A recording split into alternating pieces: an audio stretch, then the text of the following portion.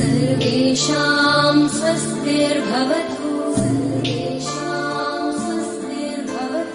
सर्वेषां शान्तिर्भवतु सर्वेषां पूर्णं भवतु सर्वेषां पूर्णं भवतु सर्वेषां मङ्गलं भवतु सर्वेषां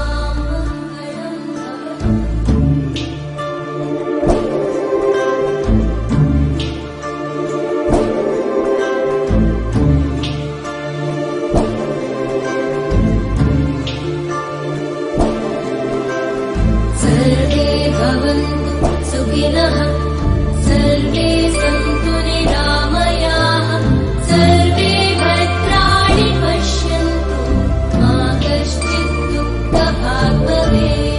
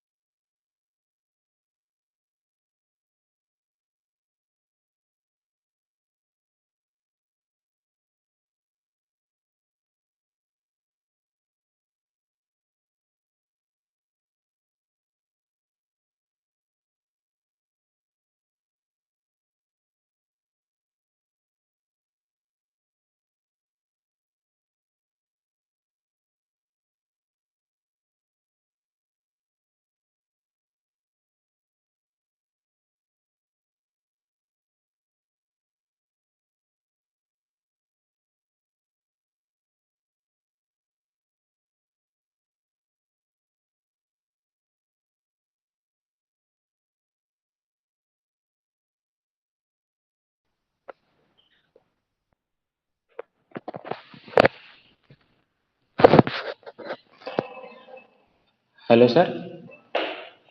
Shastri, sir, am I audible? Yeah. Okay. Yeah, please continue. Okay. Good morning, all. Welcome to NC4E Conference of the Day 3. This is a national level e-conference which is conducting from 6th November to 8th November. Today is the Day 3 in this conference.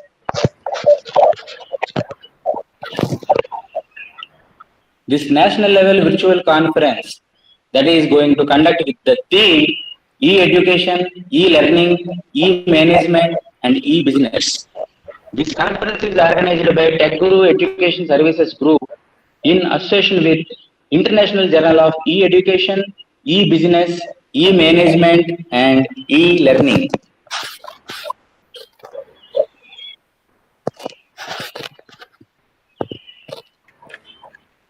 So we are saying welcome to you all for the Day 3 session. For the first session on this day, we are giving the introduction of the speaker, Dr. Sastri Garu.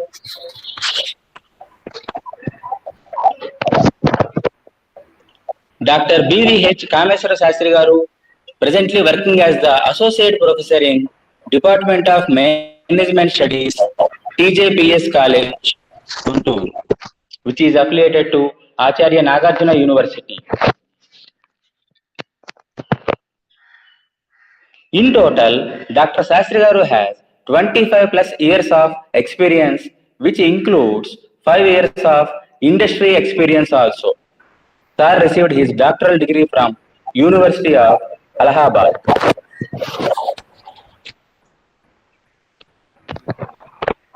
He is the expert in designing discussion modules, group discussion modules, role-playing exercises, quiz competitions, management games, field work, and creative exercises. He is the research supervisor and educator for Krishna University. He is acting like co-supervisor for Annamalai and JNTU University also.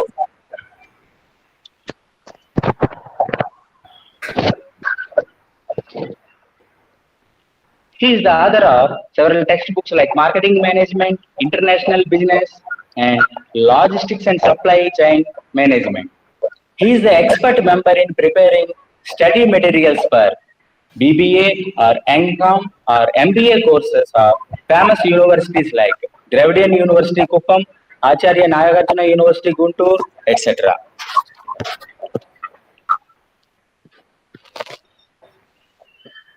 During the COVID pandemic time, SAR extended to share his knowledge via webinars and online FTPs.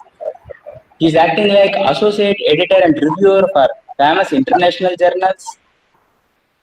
He is the honorary advisor to ICSI Amravati chapter.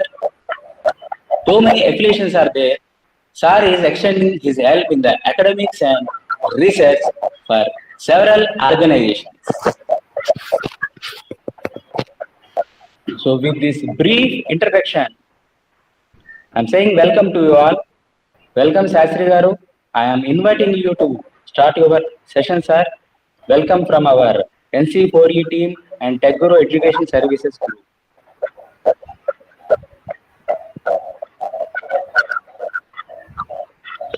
Thank you for introducing me. And a very good morning to one and all. At the outset, I extend my heartfelt thanks and appreciation to Tech Guru for organizing a national level virtual conference on 4Es.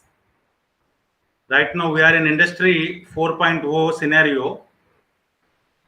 The scenario which is talking about digitalization and automation with Internet of Things and the other related aspects. So the 4E, e-education, e-learning, e-management, and e-business. And I also thank the organizers of Tech Guru for, and at the same time, it has also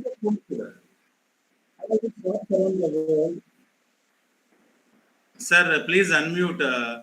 Also, some noise is coming.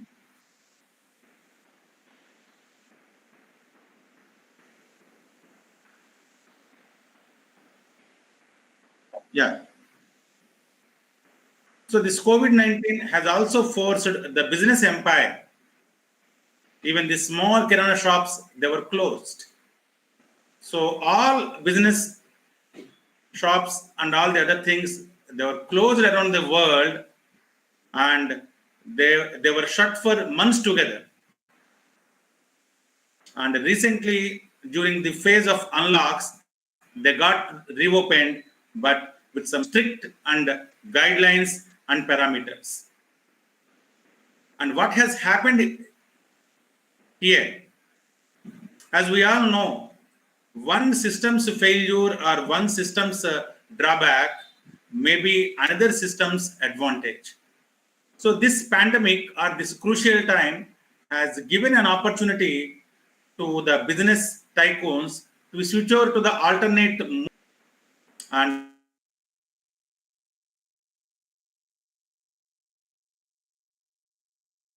the alternate mode of operations are preferred has caused an e-commerce boom, with the pandemic accelerating the shift away from physical stores.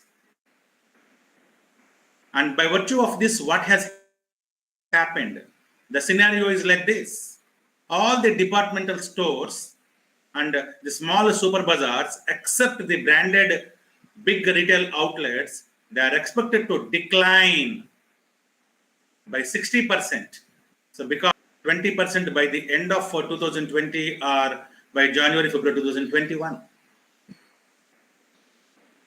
So the traditional systems failure has become a boon for the players who are in the e-commerce domain. And so what are the points that got affected after COVID-19? And we have all seen an inflow of online shopping. And here, an important point we have to observe, people, they changed their buying from traditional to online, but the consumer spending falls in many underdeveloped countries or developing countries, except the G7. That's the reason why, as all of us know, the GDP has gone down to the rock bottom level, even in a country like India. On one hand, people are purchasing online, but on the other hand, as they are not very much sure about the continuous income flow from their employments or business, as some of them, they almost lost their regular income flow, the spending has fallen down. And one important positive virtue here is the time-saving power. And this applies to all e-commerce avenues. The efficiency of purchasing, and the time-saving power has made people to cling and stay to the e-commerce platforms. And this has also forced, after lockdown, the local kirana shops and small stores to switch over from the regular physical transaction mode to the digital transformation mode, especially when they are collecting money or when they are charging money. So for the past 5 or 6 years, the government has been talking about digitalization of economy and especially money, but it is not that much strong. But this COVID has made us forcibly, but not encouragably, forcibly to switch over to digital transformation of money. And majority of the retailers, they shifted their momentum towards selling essential goods. And even today, if you go to any retail mart, you will find all the personal protection and the precautionary COVID gadgets and tools available even in the branded retail malls like Best Price, wholesale mall like the Best Price and retail mall like DMart. So the momentum and the focus of retailers shifted towards selling essential goods, so because they are the need of the hour. And now let us see, with the help of the graph given by the UNICTAD, the percentage of active online shoppers conducting at least one online purchase for every 2 months. So there is a very big list given here. The list include cosmetics and personal care, digital entertainment, agro foods and beverages, fashion and accessories, health-related and pharmaceutical products, media and books, ICT and electronic gadgets, home furniture and other related products and brands, education and other online courses, gardening tools and other related aspects, and finally, the tourism and travel, including hotel bookings and flight tickets. And if you observe this picture, since the outbreak of COVID-19, the tourism or travel segment in the service sector has registered no booking. So why? Because we are forced, we are confined to our rooms under 4 walls. So there are no OYO bookings, there are no tourism trips, and even though the flight journey has started, even though airlines they started operating, so it is not up to the mark till now almost. And if you observe, the segment which registered highest spending is online ICT and electronic goods. So because the life has not stopped for all of us. The people who are in the middle age, they bought 1 or 2 gadgets, especially mobile phones or tabs for their kids, because they have to follow online classes. So the ICT and electronic goods, they registered maximum growth of 10%, followed by online order for pharmaceutical brands. So as you are aware, that the people ordered in good number for pulse oximeters or thermostats or thermal scanners or thermal guns. So apart from masks and face shields. So these 2 segments, they registered maximum growth during this pandemic time.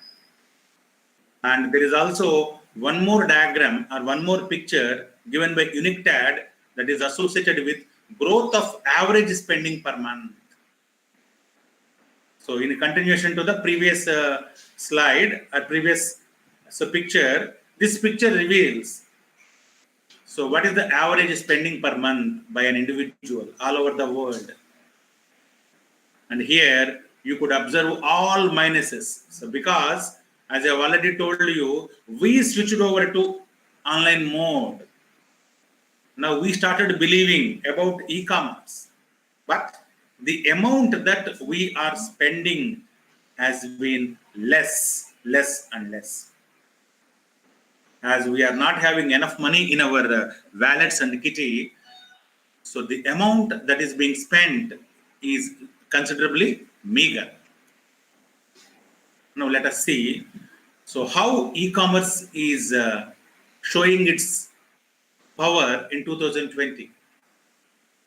And undoubtedly, it has transformed the way business is done in India over this period of time. And the projections are here like this. By 2026, the e-commerce market in India itself is expected to grow to 200 billion US dollars. And in 2017, it was only $38.5 billion. See the growth. So what are the main reasons for this growth, my dear friends? There are two reasons. Number one, growing importance of internet, and number two, the total penetration of smartphones in the market. Due to varied reasons, the reasons are plenty, but the e-commerce is on the growing momentum nowadays. And the ongoing digital transformation in the country is expected to increase India's total internet user base. The internet user base, which is a strong advantage to all ISPs, internet service providers.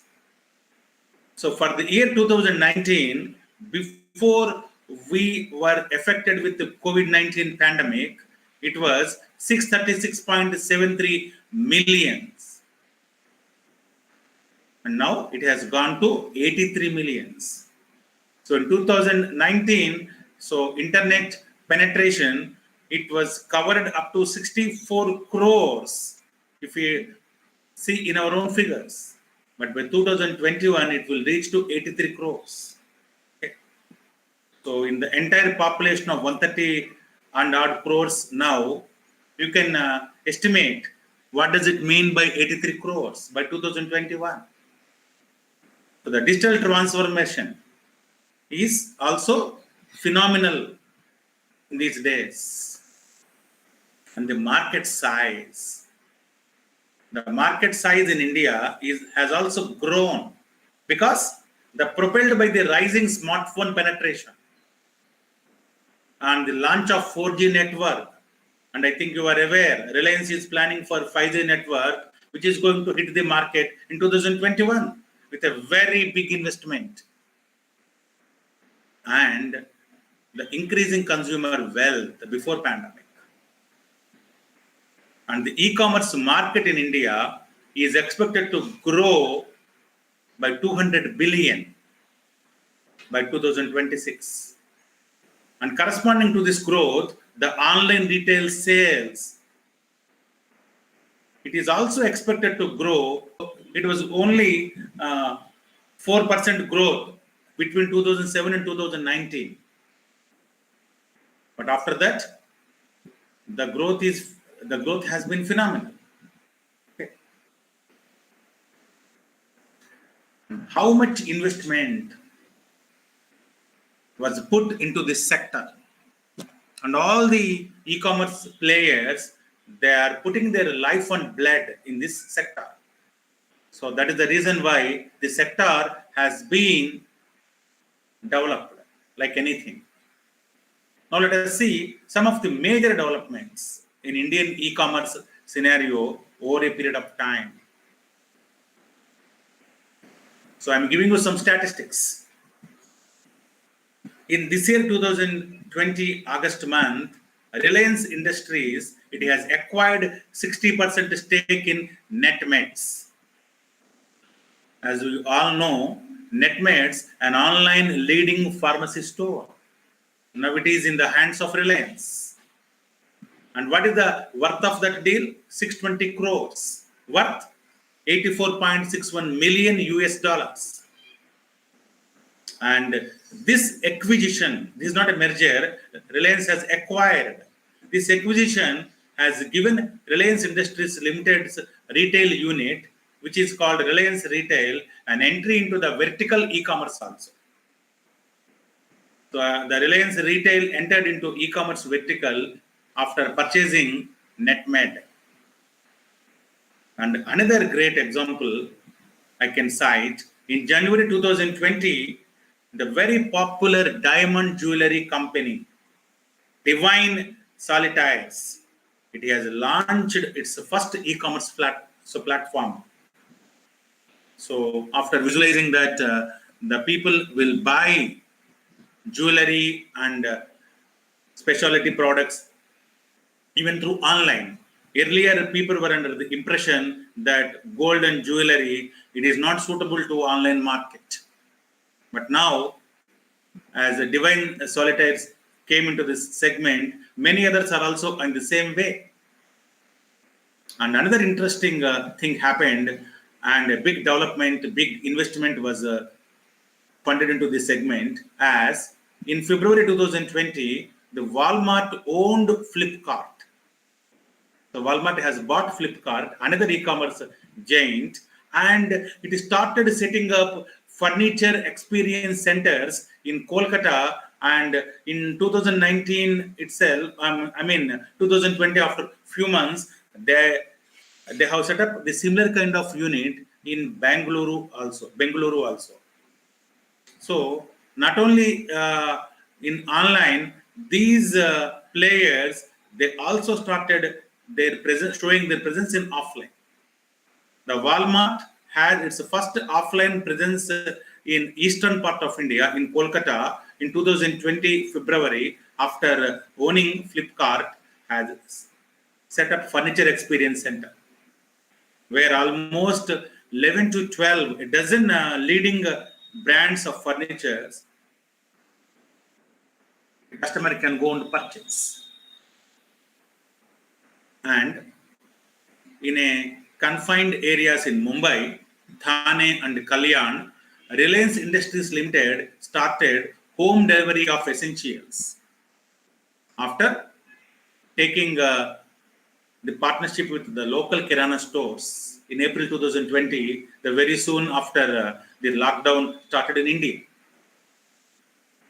And in April 2020, Swiggy rightly planned, and it has received an additional $43 million funding from US for its Indian operations. See how e-commerce has injected our lives nowadays. In May 2020, PepsiCo India, it partnered with Dunzo.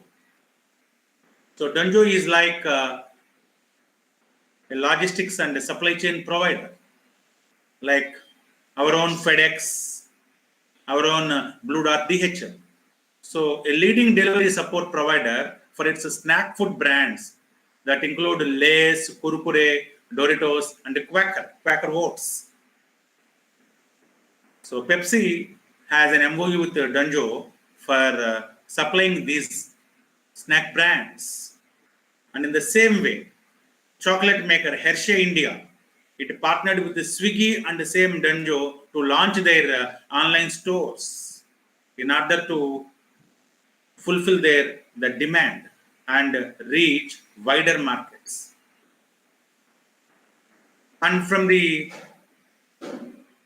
government's point of view, even if we see the present union budget of 2020-21, the government has allocated a big amount of 8,000 crores to Bharat Net project to provide broadband services and internet services to almost 150,000 gram panchayats. In the mission of Prime Minister to bring internet connectivity to the remote and rural areas, this budget under a plan, Bharat Net project, has been allocated. And Amazon acquired 49% stake in the unit of Future Group, which was a very formidable group in the earlier years. Now it is in the hands of Amazon.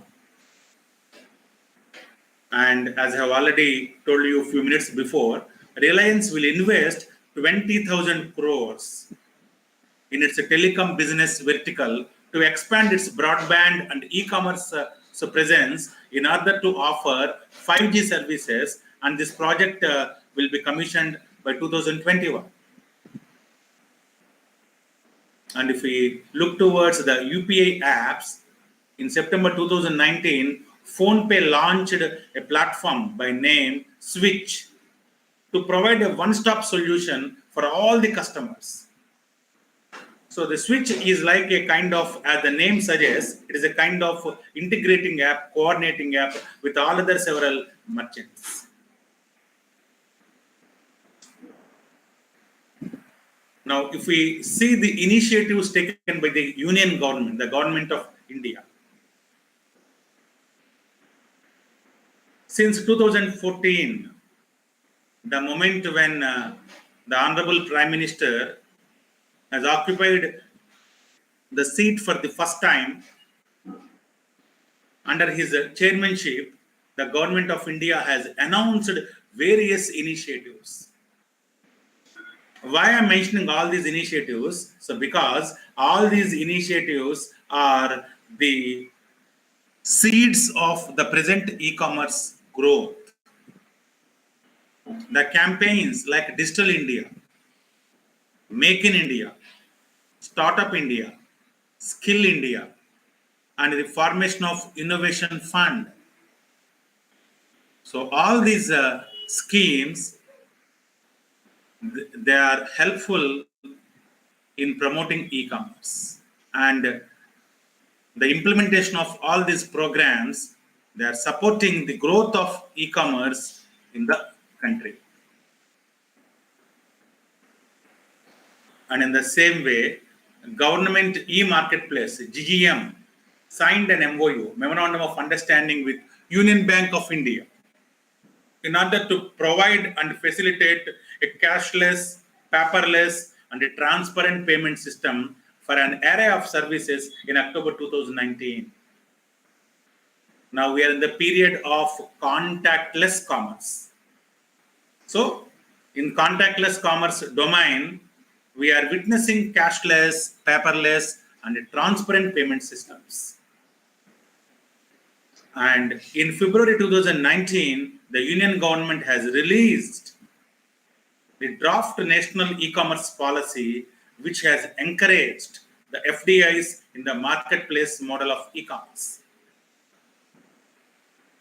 So the government's decision to allow FDIs in e-commerce has made the companies like Swiggy and other players to get maximum funding from foreign sources.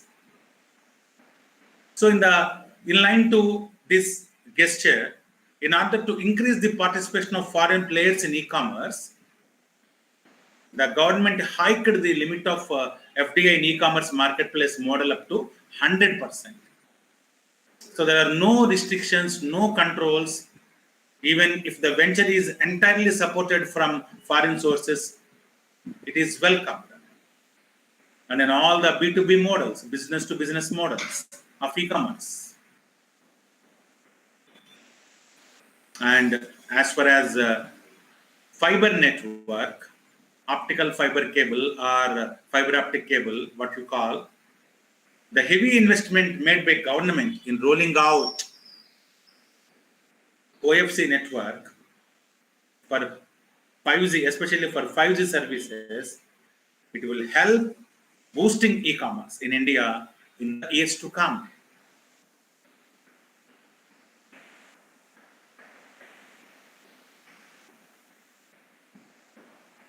And now let us see what the government has accomplished in this domain. And by the end of 2019, the internet subscribers in India has reached an official figure of 72 crores, or roughly 72 crores, 718.74 million. It's almost 72 crores. And especially during the festive seasons, festive sales of last year, all e-commerce players like e-tailers in India, they achieved a gross merchandise value GMV of $3 billion. And as I already mentioned, UPIs, they recorded very heavy transactions. And another project like Internet Sathi project, it has benefited over 26 million women of India. As the name suggests, Internet Sathi, the scheme which is launched to provide benefit to women. And the scheme had a presence of 20 states with 2.6 lakh villages and has covered 26 million women of India, especially in rural areas.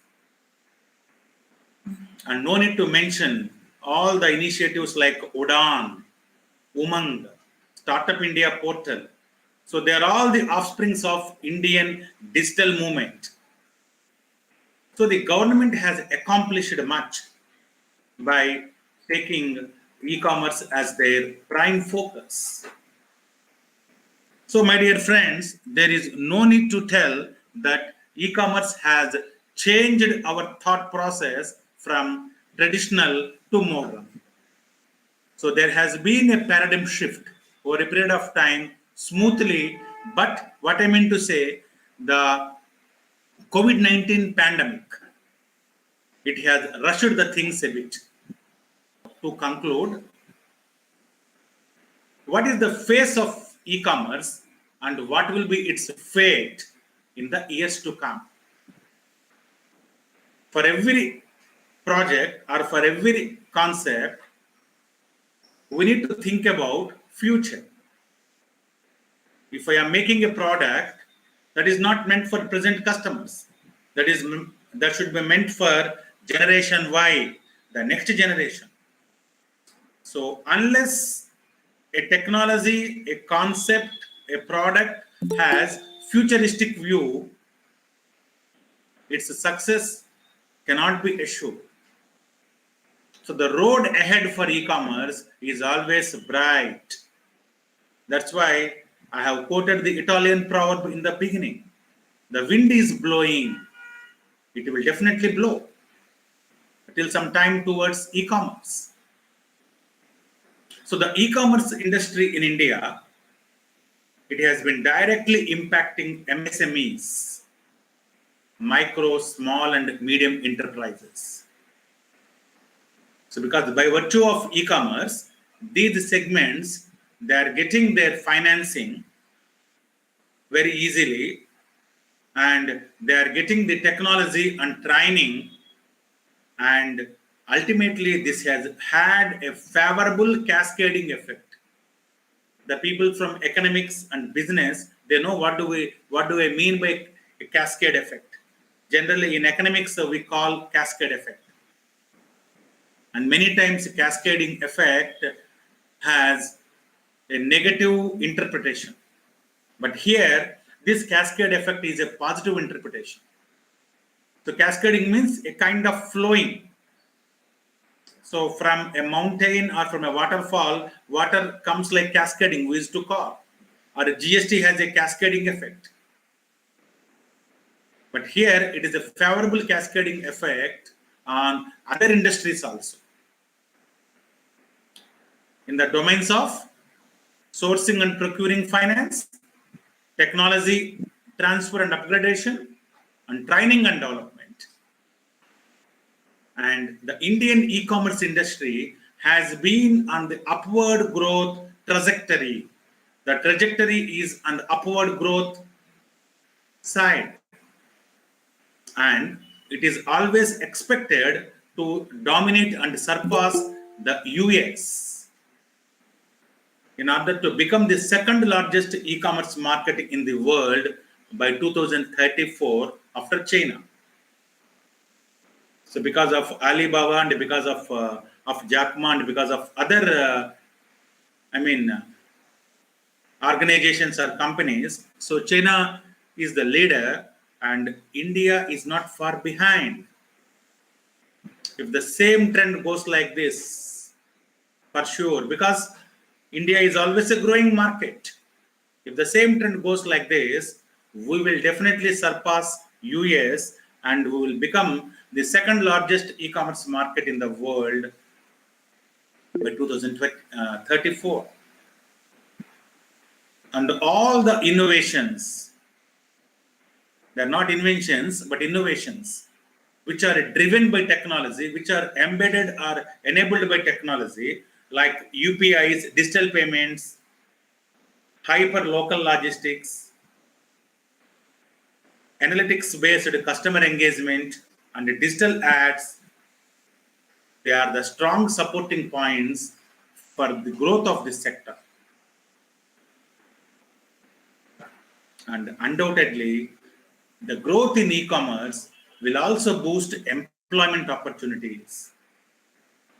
As long as it generates employment opportunities, for sure, increase in revenues come, and increase in revenues also come through export, and which results for increase in tax collection by exchequers, and ultimately for the consumers, they get better products, superior products, state-of-the-art products, and better convenient services in the long term.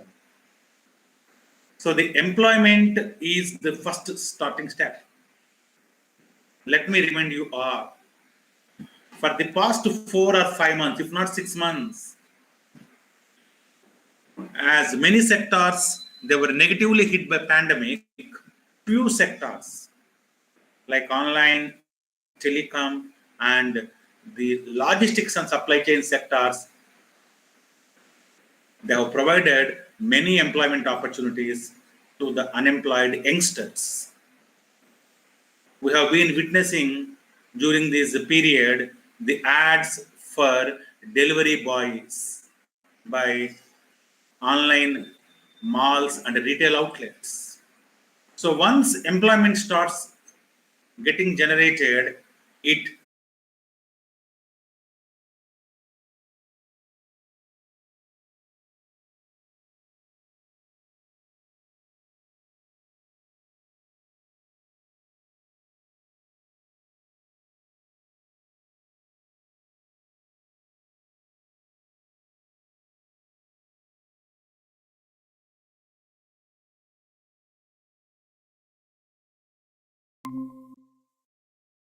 if you talk to him in his language, in his dialect, in his mother tongue, that goes to his heart.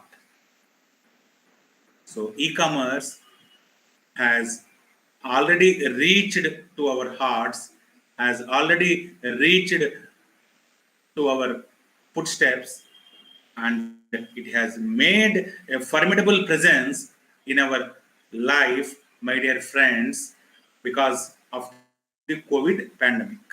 So we have to embrace this domain in order to be a smart customer in the future scenario of business parlance. So with this, I end my presentation.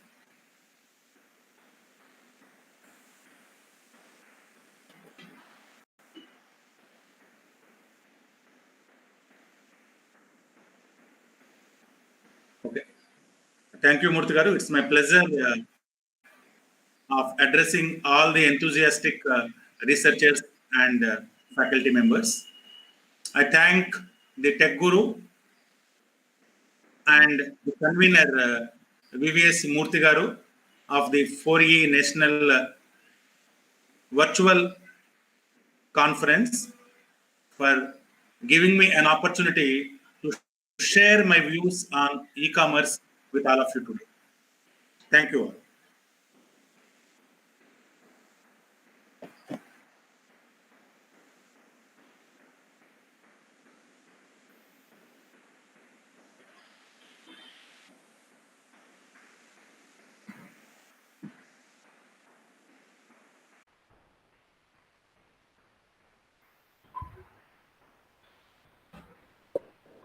Thank you, Shastri garu, for your valuable and wonderful presentation. Thank you, sir. Thank you for your support. Okay. From our team, we are extending our gratitude for accepting our invitation in your busy schedule. Yeah, Thank you thank for you. coming here by online and delivering your valuable thoughts. They are very, very useful to the scholars and educationalists, academicians. Thank you very much. Yes, Sir, with yes. your permission, Yeah. we will continue the remaining part of the program, sir. Yes, sir. Yes, sir. So thank you all. So thank you all for giving me the opportunity. It's my pleasure to interact with you all today. Thank you. Thank you, sir.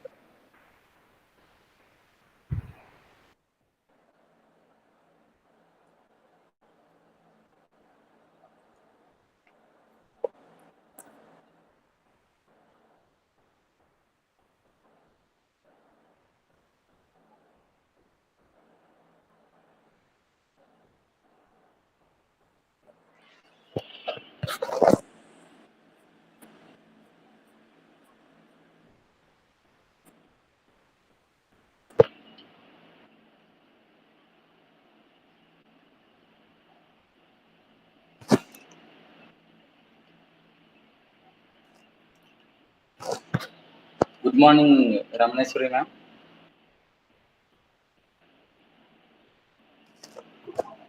Good morning. Good morning, ma'am. So for this session, speaker is Dr. K. Ramaneshwari Garu. She is principal, University College of Science and Technology, Adikavi, Nannaya University.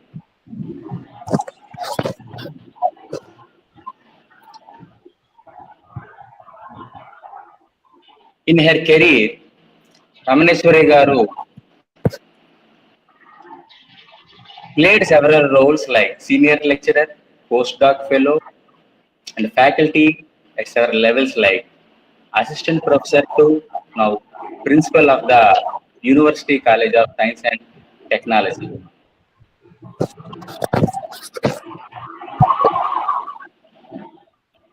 In her teaching experience, which is of 16 plus years, Madam handled several subjects like biosystematics and taxonomy, quantitative biology, population ecology, genetics and evolution, tools and techniques in biology. Even in her research experience, which is including 20 plus years, she extended her support to so many scholars in the areas of ecology, fish biology, fishery sciences, fish biodiversity, and ecotoxicology.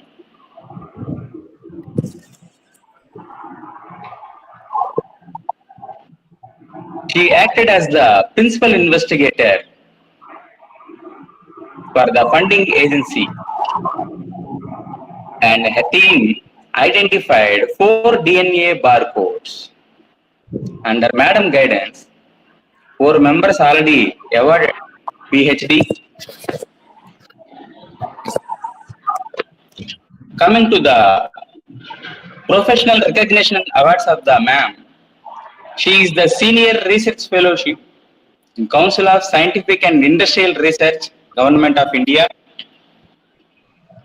She is the reviewer in Elsevier publications under the category of water research. It will known as the Journal of Hydrology. She received State Best Teacher Award in the 2018 from Government of AP.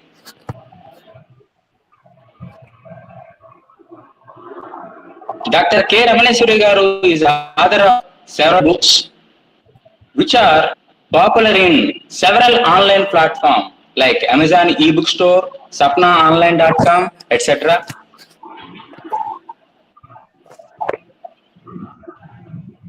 All the research scholars who are coming as the participants in this conference, you may identify the research index of the Ramaneshwari Garu from Google Scholar or Publoons, and you may refer her articles in your future endeavors also.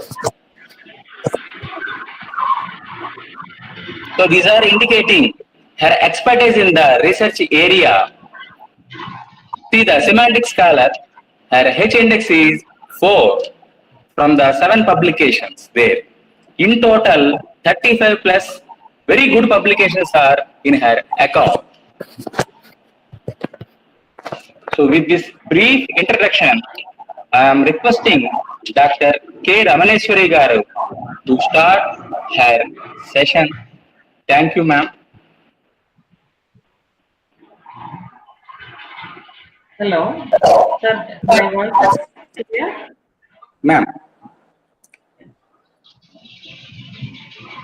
Thank you for the introduction, Murthy garu. And I also thank you along with the Tech Guru, who are the organizers of the webinar, the 3-day webinar, for giving me an opportunity to talk in this session. And very good morning to all the participants and all the teachers and the organizers on my behalf. And at the outset, I would like to again thank Murthy garu for continuously being in touch to make this presentation happen here. Now I would like to share my screen. Yes, ma'am. Yeah.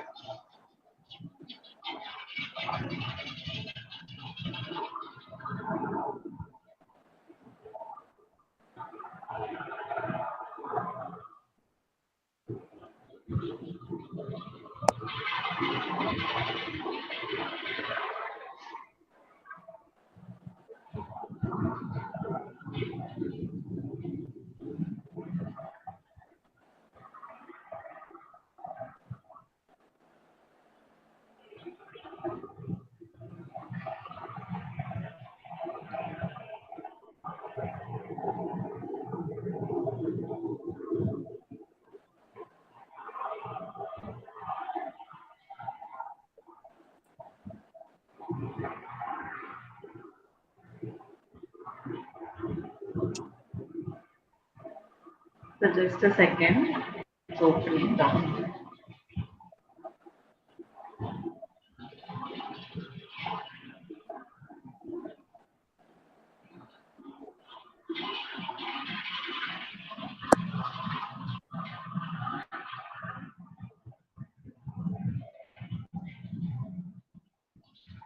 But is the screen visible?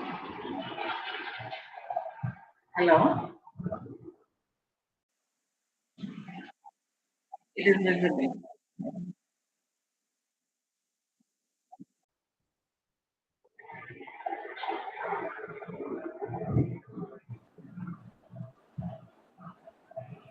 Okay, Yes, ma'am. today It is visible my to all the participants. yes. Today my topic of presentation is e-learning ecology and overview of it.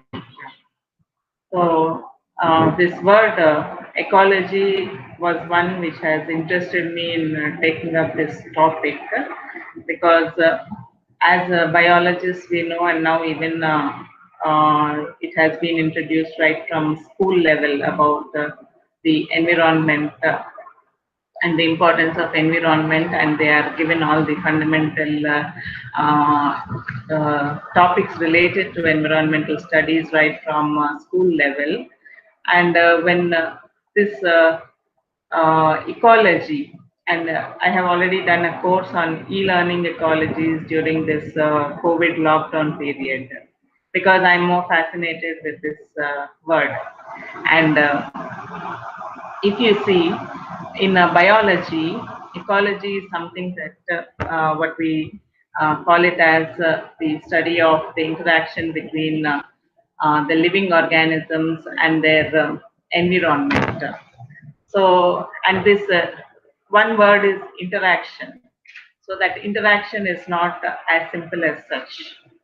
It is that what we call that complete unit as an ecosystem where many things happen. Like the ecosystem, it is a complicated one, it is self-organized, and it is even adaptive in nature. And more than ever, all these words, the self-organized, adaptive, and complicated, it is dynamic in nature. And this COVID situation has led to this word getting attached to this word e-learning.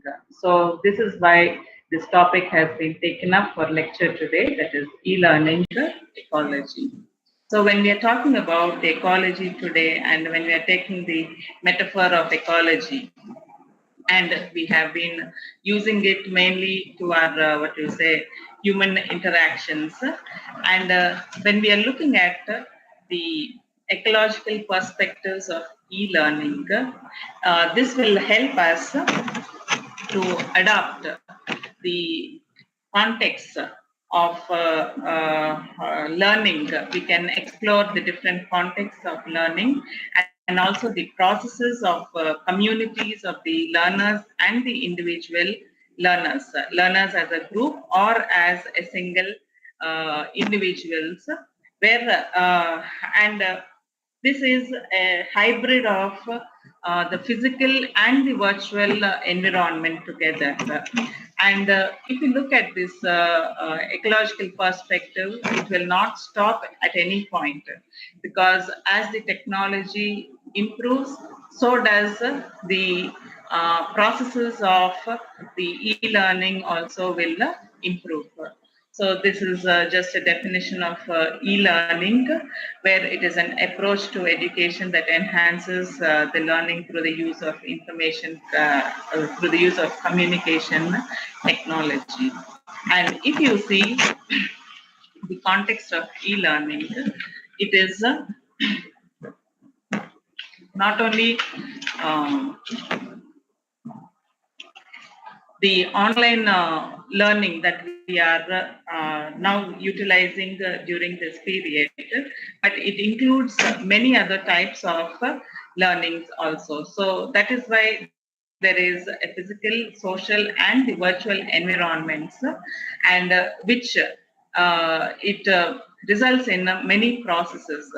So this resulting in different types of learning and development. Now, when we are looking at the ecology part of it, ecology, as I told you, there are many interactions and there are many individuals involved in it. It is not only the student or the teacher, but it includes many aspects, and how this can lead to the educational experience.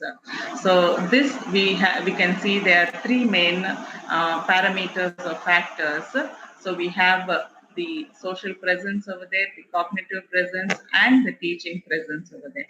So amongst this, again, you can see that the other sub or what to say internal aspects of this, how they can overlap the social presence and the teaching presence, it will result in the setting up of the ambience, and the cognitive presence, how the participants can receive the information, and how they are interacting with one another, with the presence, with the social presence in terms of the personal characteristics of the participants. That means they can express their own views and opinions, where it can where it leads to the supporting discourse, not only the what you say dissemination from one side, but also the interaction from the other side can lead to the supporting discourse.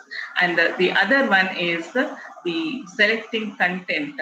So when the teachers or the teaching presence, when it interacts with what this cognitive presence requires, and what these the social presence can come out with or project with, then that leads to what can be the content of it. And overall, all these factors will lead to the educational experience. So this is where what you say that ecology in biological terms, we call that there is a web of existence, where each and every individual organism is interlinked to other organism directly or indirectly, fulfilling its needs. So when we are talking about e-learning, these are the different factors which are interlinked, which ultimately result in the educational experience. And if we see now a survival either for the student or for the teacher, it helps us in it allows or it helps us in surviving only if we are having the skills that are required for that particular time period. Now we all know very well that nowadays this is the age of social web, where everybody, like the people are connected with the technology is with the processes, and all these three interlead which can help in the projection of the 21st century skills, which can help us to survive. And these skills that are required are the problem solving, the critical thinking, the communication, and collaboration, whatever the subject is may be.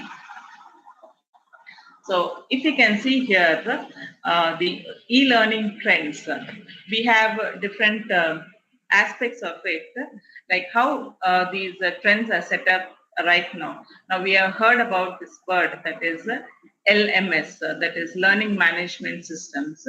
And this is now, frankly speaking, this we have come to know only during this lockdown period, because we didn't want to leave our students alone, and we had to cater to their needs, either for their classwork or for their project work or for their doubt clearance or whatever it may be. So we have this platform, that is one of the tool or the platforms like the LMS, which has become popular during these times to help us deliver this e-learning effectively, which with the lower cost, then better accessibility and quicker deployment.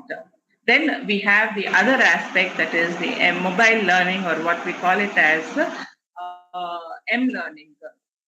And this is because of mobile learning as such, it will help us to move anywhere, and you can learn from any place at your own pace. And this is even cost beneficial, and it is also what you say, a choice for the members who cannot make it at that particular time period. Then it is also the collaborative learning. Now, with the emergence of the Web 2.0, we can see that collaborative learning has become a major fillip it has afforded, and especially for the research community, where we have all these, what you say, discussion forums, the blogs, the other social media, the podcasts, which are helping to allow us to exchange our opinions or views in a cost-effective manner. Earlier it was like, and even it is time saving. Earlier it was, if I wanted something from a researcher from other than my own place, I had to communicate to him manually, then again wait for the communication to be answered back or to get a response.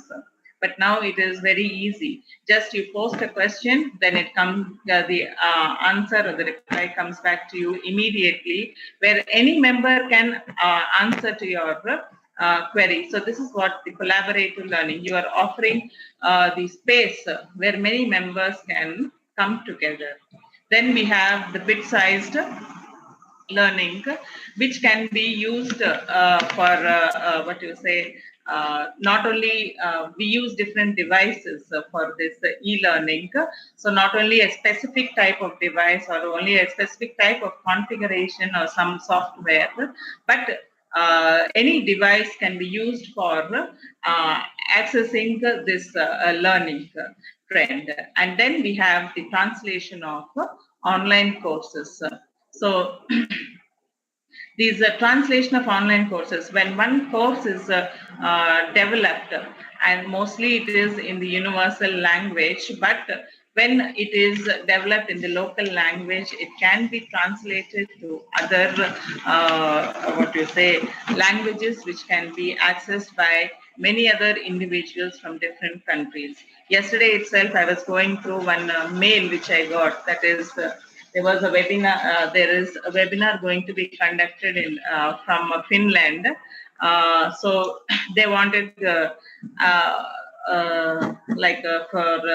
be circulated among the faculty members, and this was in Finnish language. But when we have got into that aspect, we have seen that it was showing like it can be accessed even in English language also.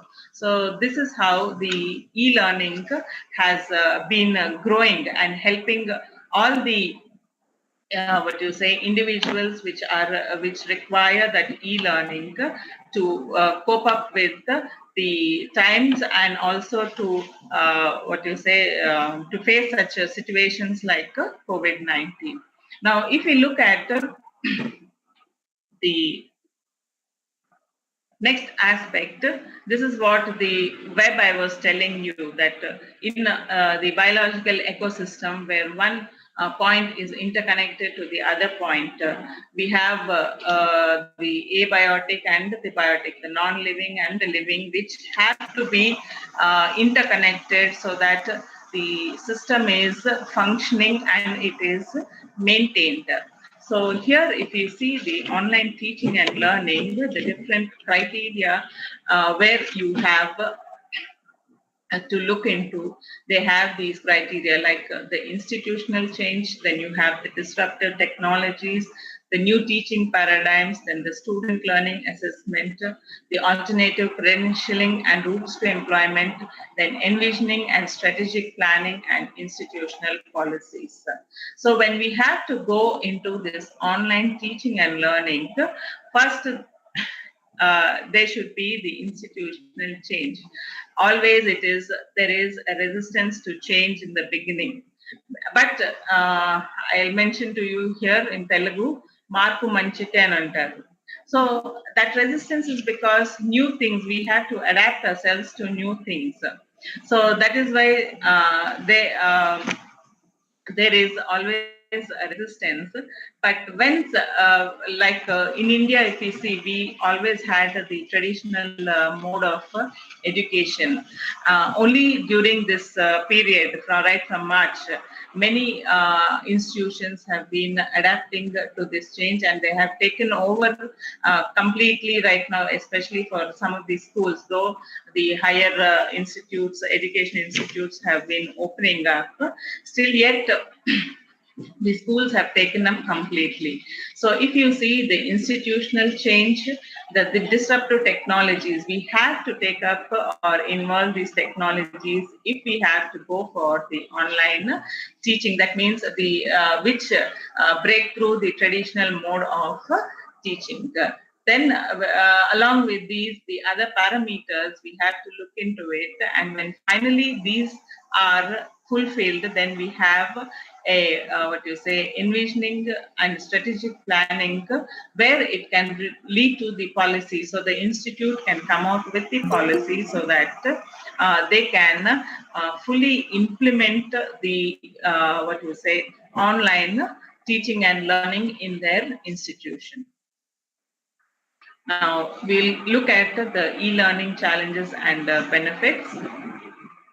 Now, as I told you, if you look at the bits and pieces of the ecology of the teaching of e-learning, you can see that this e-learning, where you have different aspects.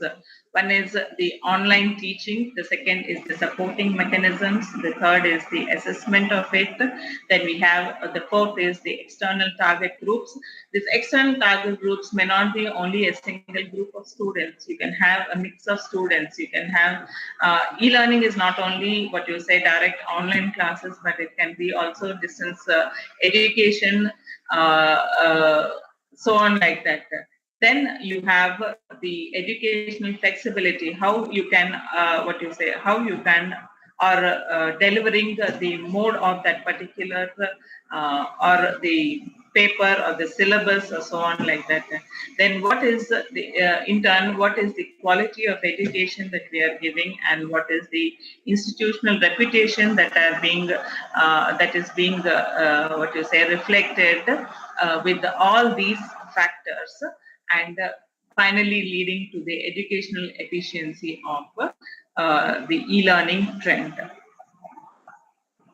Now, if you see the benefits of e-learning, there is always the access to educational resources from outside the institution. We all know pretty well, if today the webinar has to be conducted from the KJRL institution, I had to travel all the way to that particular place to deliver the webinar there. But today I am sitting from the comfort of my home and delivering this lecture. So this is the main, what you say, benefit that is resulting.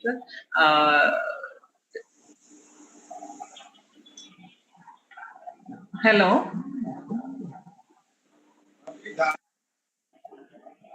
That is resulting. So here, any member can access the particular what you say the platform where they can get their information or knowledge from. Then next is it is a quick and easy way to create, update, and revise the course material. So once we are thorough about the educational flexibility, how we are going to, or what you say, going to go about that particular topic or the syllabus or the paper, we can do this. That is the quick and easy way to create, update, and revise the course materials. Then there is the interaction between the what you say, both the stakeholders, the students and also the researchers, together with the teachers and the research supervisors, so on like that. So immediate interaction between the student, I don't say immediate, it can be immediate, whether it is a synchronous type of setting. Synchronous type of setting is like when we have the online class, that is the live class that is being delivered in that particular time period, where the student and the teacher are present, and this can happen, and this usually this interaction through the email and discussion forums is the asynchronous system, where what you say, it is not a live time period, but it is a recorded one where the student can post his doubts, or he can interact through the email. Now you can include even the WhatsApp. We have been creating the WhatsApp groups and then putting in all the information through and across the student groups through that particular mode. Then we have the location and time independent delivery of course materials. So irrespective of where we are, where the teacher is present or where the person is present and what time it is, you can just upload the content of the material that you are that you want to share or you want to give out to your student. It can be done. And the next is the multimedia capabilities, which are enabling the instructional designers to prepare quality learning materials. So these are the tools or the digital tools that are that are in hand to us today, so that they make us it makes our learning material to be prepared in a good way so that it can be presented to the students. And then we have the interactive and dynamic learning experience through the online assessment tools. Now we are all familiar with this word, online assessment tools. Right now all of us are handling the online classes, and we are using these tools for the assessment of our students. So these are some of the benefits of e-learning. I say for every aspect or for every point that we are considering, there are always two sides to it. We have the advantages, and together we have the disadvantages also. So that we will come to it a little later. If we see the comparing between the e-learning while the versus the traditional learning, we can see the differences here. Now, if we see here, but at the end of the day, we can say that nothing can replace the traditional learning over here. So that is, traditional learning means the student has to come to contact with the teacher at some point of time. So that is more beneficial. So here, if we see the differences in terms of what you say, money and time. The e-learning, it saves the money, and here the traditional learning, it is better use of time for highly complex information. So what if the content that is prepared for delivering it online, if it does not convey the message, then the traditional learning is much better for delivering this type of information. Then this is what you say, great for specific and concise topics, and this is for collaborative topics. Collaborative in a classroom, if what you say, the students, if they can put out their opinions, their what you say, point of views at the same time, the traditional method is more what you say, traditional learning is more useful when compared to that of e-learning. And this is one thing what we have been telling, that students can take it anywhere, anytime, and the students can ask questions or role play situations when it comes to traditional learning. You can ask the student to occupy your place and to deliver the same thing to other students in terms of traditional learning. This part is like for the parents, it is more useful, because while they're on the move also, the student can attend his classes without getting disturbed anytime. Then if you see the time that is being consumed by the what you say, for the delivery of that particular topic, it is almost 40 to 60% less time than the classroom instruction. And in traditional learning, this helps the students feel more valued.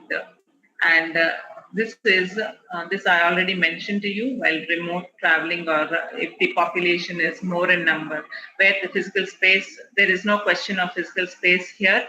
So it is only a virtual area where any number of people can be fit in for listening to that particular delivery of the content. And here, the students can pause, reread, or test out of the content here.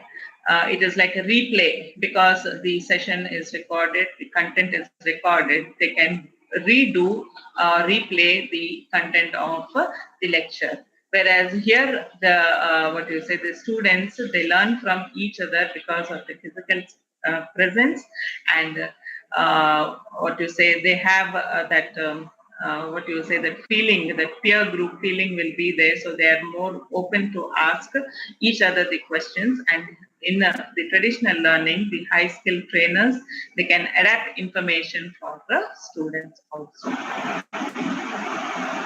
Then what are the challenges that we have in this system of e-learning? Now, if we see, the first and foremost challenge is not with the student today for e-learning. It is for the teacher and for the administration, because the first and foremost thing for any change to happen is the provision of the infrastructure and the support that they have to give to the teachers, so that there is a smooth transition and adaptation to that particular mode of teaching. So we have these different types of challenges that the e-learning concept, or what you say, ecology, poses to us. So the first one is the organizational change. The other is the administrative structure. The third is the technical expertise, support, and infrastructure. Then there is the social interaction and the program quality. Then the threat of technology. the legal issues, the evaluation, effectiveness, and the access. So the first and foremost thing is, even if I want to go for the e-learning concept, the organization should be in a mode to accept that particular change. Then we have to look at the different infrastructural facilities that are being given to the teachers, and how these infrastructure facilities either can be utilized by the teacher, because the technical expertise has to be given to the teacher for operation of the particular device or the setup for effective delivery of the lecture. I know pretty well, we all must have experienced this difficulty when we were taking our online classes, or the online developing online content or the e-content, because we have gone through it through trial and error basis, and then I think now we have come to some type of adjustment, so that we are comfortable and also the student is comfortable with this type of e-learning concept. Then we have the threat of technology. Now, the threat of technology is nothing but, what if I am going to, the first thing was when earlier, in the beginning period of the COVID lockdown period, all of us were using the Zoom platform for interaction. Either the meetings were held through that or the classwork was held through that.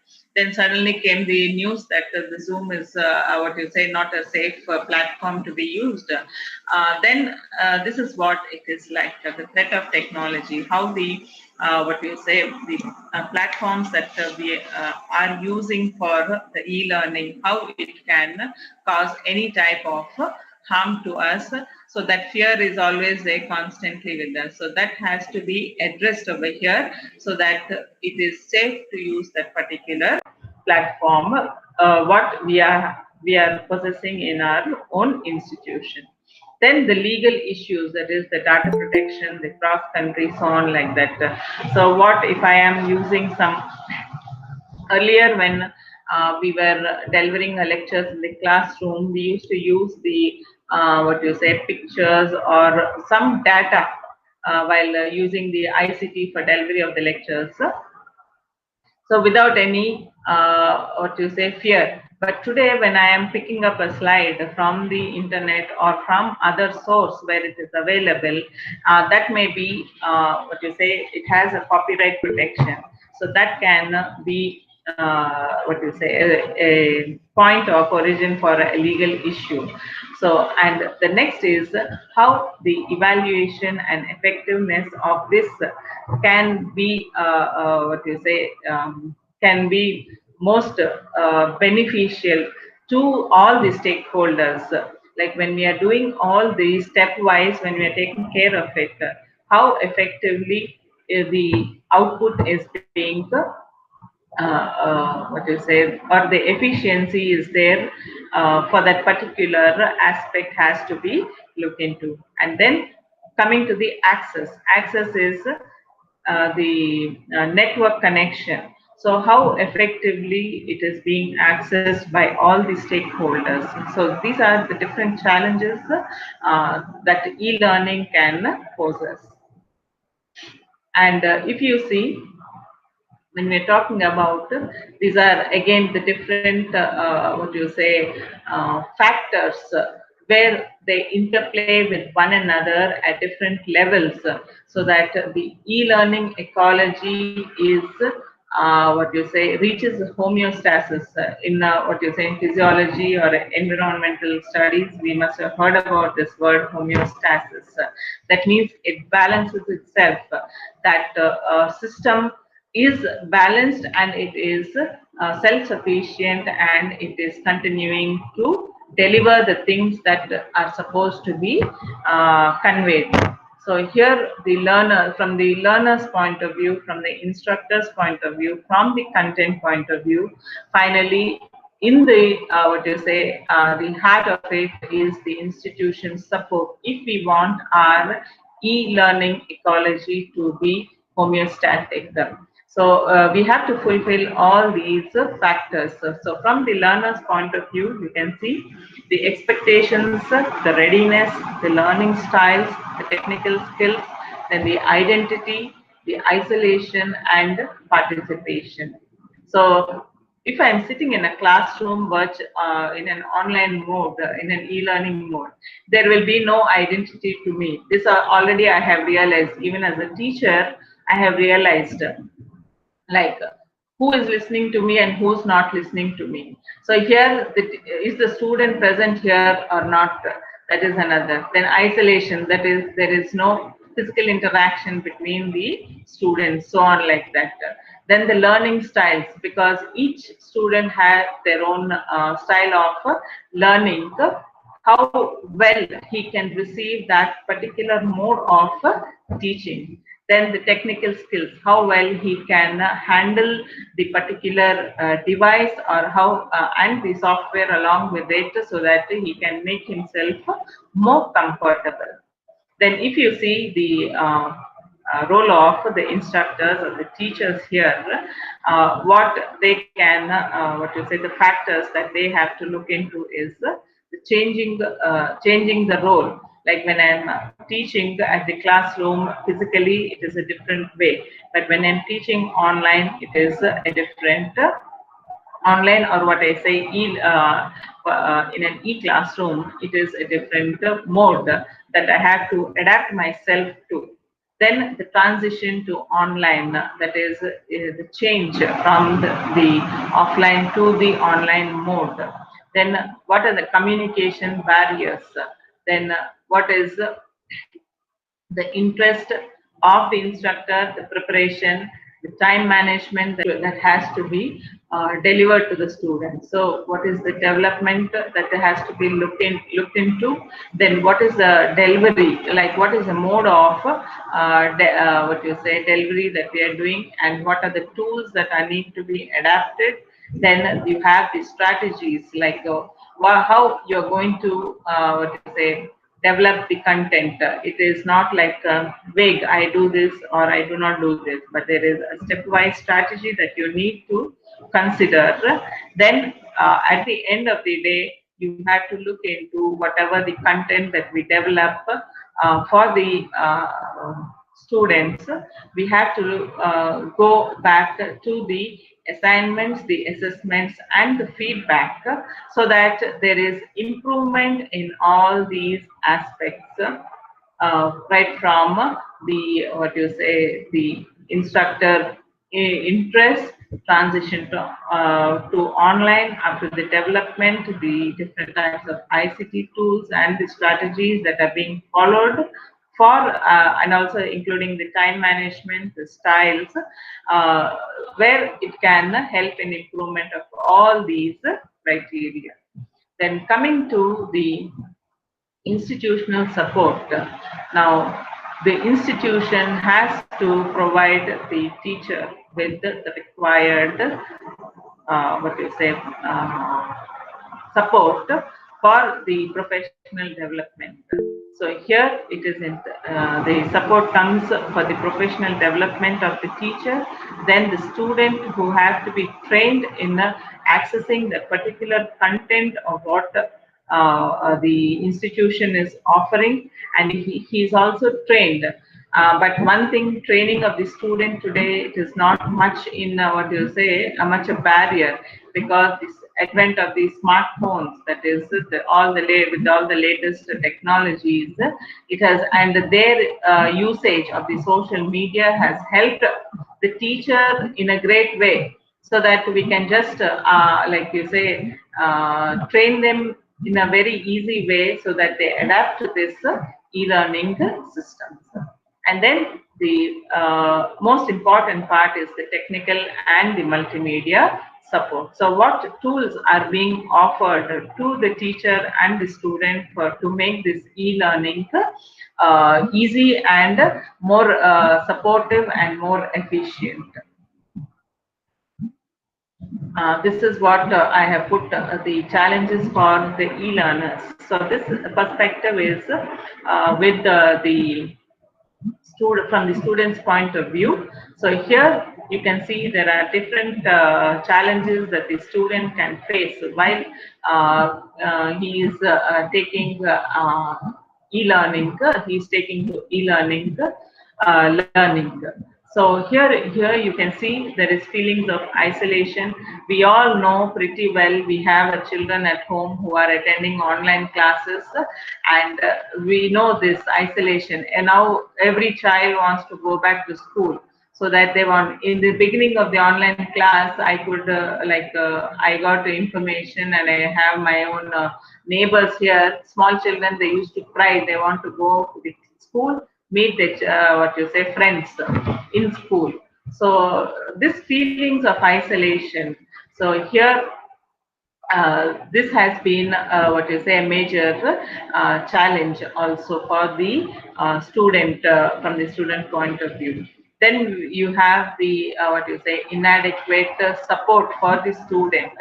Then in terms of the technological issue, then we have the poor network and the internet facilities depending upon the area where the e-learner is located. Then we have discomfort with the learning style. As we all know, we used to warn the child not to use the TV for a long time, or not to use the mobile for a long time. But today we are asking them to sit in front of the monitor for long hours, and asking them to learn from the same monitor.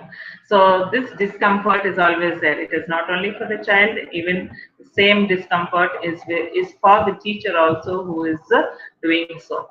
Then next is the inadequate computer services. Now, depending upon your configuration of the device, the devices that you are using, that is also a challenge. How well the if there is a continuous interruption during the delivery of the e-content, then definitely that is a big challenge to the student, how to cope up, and especially when it is a synchronous environment delivery of lecture. Then the other challenge is the same thing I have told you, little training to use the software. If we ask them to do something, to use a new platform, how to go about it, then certainly they will have some challenge for using that particular software. Then the other aspect is there is little or no technical support and the slow course website. So if our servers are down from this end, from the institutional end, so what can happen? So these are the different issues and challenges for the e-learners in an e-learning ecology. So I think we have already seen some of the advantages versus e-learning versus the traditional learning, but these are the benefits and challenges of e-learning. So the benefits here is you can just read out or look into it. That is the increased activity learning, where there is interactiveness, and this interactive interaction can help in deeper learning of the subject, and it encourages students to make mistakes and learn from them. So in a classroom, if a student is sitting and I pose a question, the student may not answer to me because thinking that it may be wrong, and I may scold the child over there then and there itself. But here, because of the distance or because of the mode of delivery, the student can take a chance of answering it, and if he is at the wrong side, he can learn to correct himself. And this is the major benefit that e-learning can make the students. Then it is flexible and accessible. We all know this flexibility and accessibility of e-learning. Then the students can review and revisit material. Then it reduces the teaching time. It reduces pressure on space, and it can be completed at a time convenient to the learner. We have all been seeing, like some of us have been taking online courses, and the online courses, whatever convenient time you have in the day, you can take it up and complete that particular work at that particular time period. And the challenges of the e-learning courses is the time to develop the materials. Then the students can choose not to participate. So this is when the student does not want to log in unless and until the teacher and the administration, the institution, force them to participate. Then we have the librarian skill set, where and the teacher learner interaction, and the students can, I already told you, they feel isolated. Then what is the how well they are adapted to this system of learning. Then what is the accessibility, that is because of the different protective systems, how well they can access the mode or the module. Then the teaching can be technology led rather than learner led, because in the classroom we are more oriented towards the student. But when we are talking about the e-learning, the content developed is based on the technology that is available rather than the student orientation. So here we can see that what are the challenges that are driving the virtual learning. So here we have the different, but this is from the internet that I have taken. So in terms of the e-learning at a global level, then the usability of the e-learning, then what is their engagement and what is their retention. So this has been taken up from, not from the students as such, but this is from the training programs that are given to the professionals. So if you see here, only 36% of the training professionals say the distributed workforce is their biggest challenge. And here they say that 26% of the users, the usability of that particular virtual learning is their biggest challenge. And 82% of them say that offering more engaging training is a key benefit they seek. So when I am taking up a virtual learning training program, so how best I can engage my audience with that particular skill that we have acquired, that is a more challenge over here. And on an average, what is the retention of it? The learners forget about 70% within 24 hours of the training experience. So this virtual learning, this is these are the different criteria, like how effective it is in developing the e-learning aspect. Now we have seen the challenges that are faced by the students, and now we can see what are the challenges that are being faced or by the teachers themselves. So, and for accelerated teaching over here, because since the time period is reduced, it will enhance their knowledge, or it will give the required inputs to the students. And the next is the time management, which is vital for the class. So when there is this time management, it depends upon even the technical support, the network issues, and the technology that is available with us for delivering the lecture. So we have to look into all that, and they have seen that 20% of them always have a plan B for executing if the plan A fails. So then we have the online classes, which are the pros and cons. This is again like we have been seeing from the beginning of the topic. Like the pros of it is the flexible scheduling, the faster completion, the study at any time, then log in from anywhere, then access to more colleges, and we don't need to commute, and potentially the low cost and accredited programs. Then the cons of the online classes is there is no face-to-face interaction. Then not all majors are available, and increased personal responsibility is there. Then there are networking challenges, and it requires self-direction. So these are the different aspects that need to be taken up. Then finally, if we are seeing the what you say e-learning system, how we can go about in establishing this particular what we call it as the endless technology cycle. This is because of the dynamic nature of the technology that is being what we are calling it as the digital ecosystem. Right now, the digital world, it is continuously changing in the time periods. So we have to look into the different aspects, that is the analysis, the design, the implementation, and the evaluation.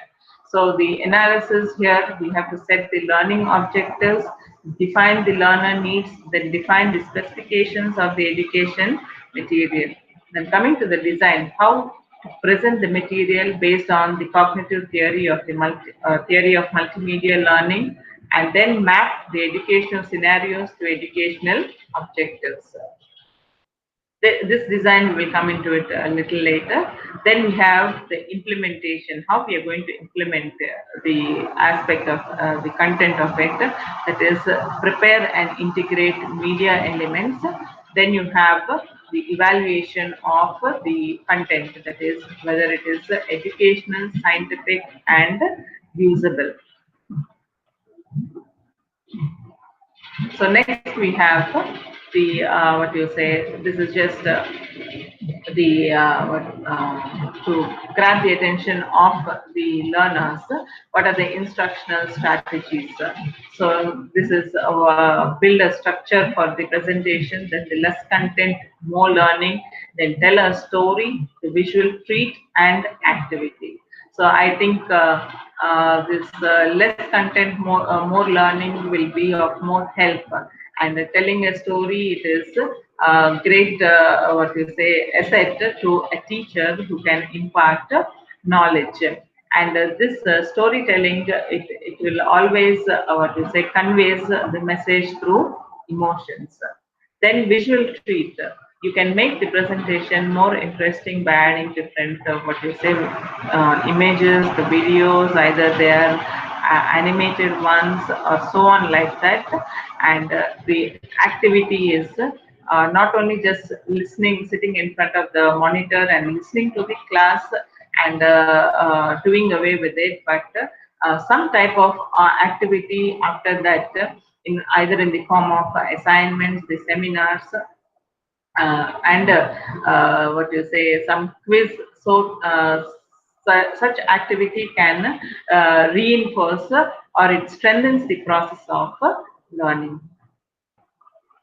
And this, I think I have already mentioned to you the benefits of the e-learning to the students.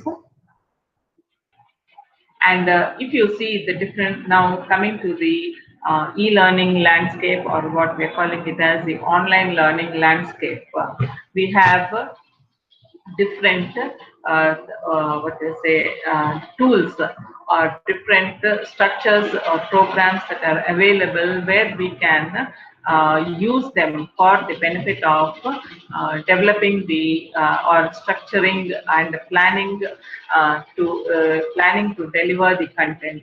Now, if you see how it is going about, these are the different what you say sites, like the skill learning sites. Then we have the MOOC sites. Then we have the mentoring and community sites. Then we have the search and review sites. Then we have the paths and career. Then we have the learner data and assessment sites.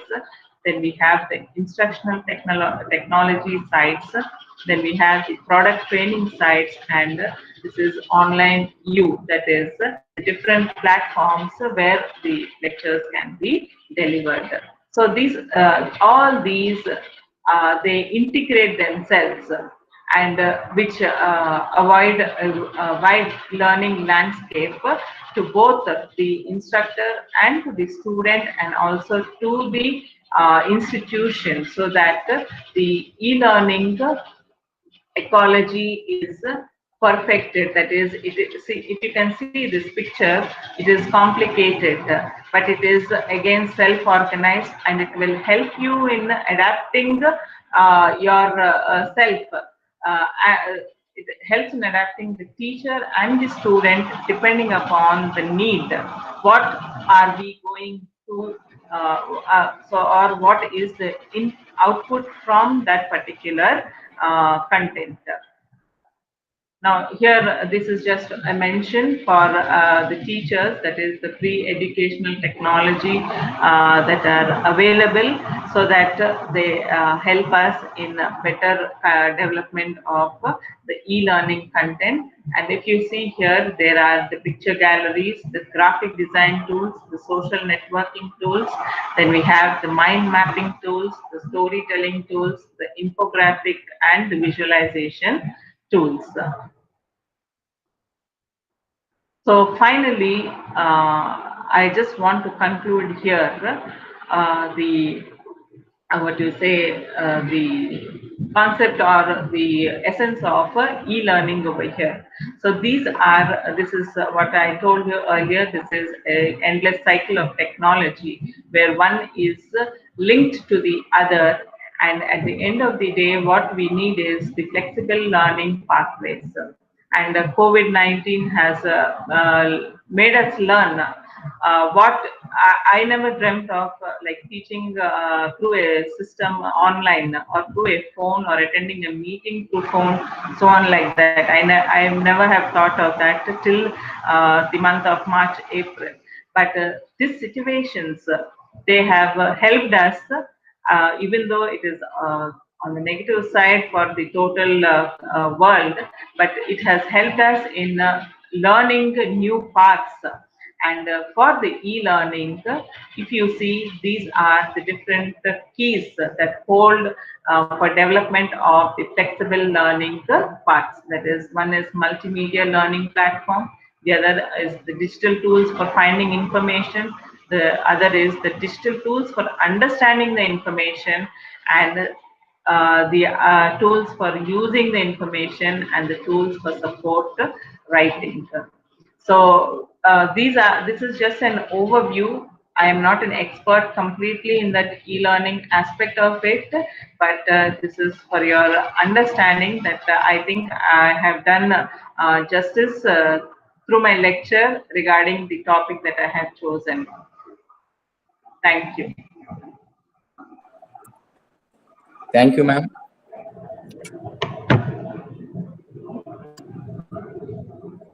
Yeah, please. Yeah, thank you, ma'am. If they have Thank any you for doubts, your yes. wonderful presentation. Thanks for your acceptance immediately after our invitation. This is a very special thing because all the speakers, they are expressing their views and thought for the thought provoking of the thoughts to help the Digital India 2020.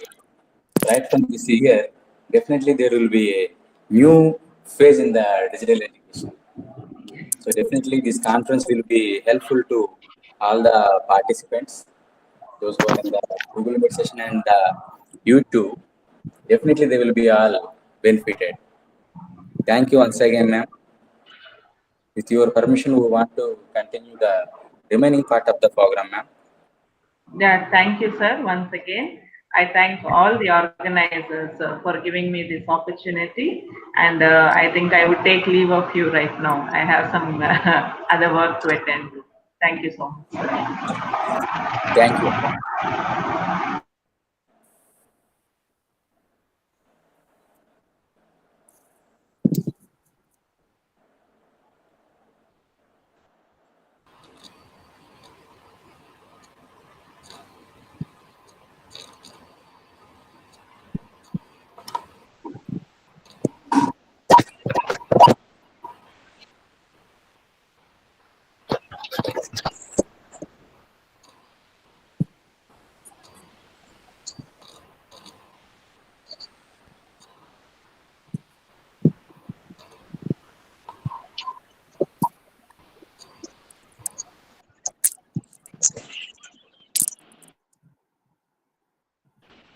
Now, very soon, we are going to start the session 3 for this third day of the program, NC4E. Now, we will introduce the speaker for this session.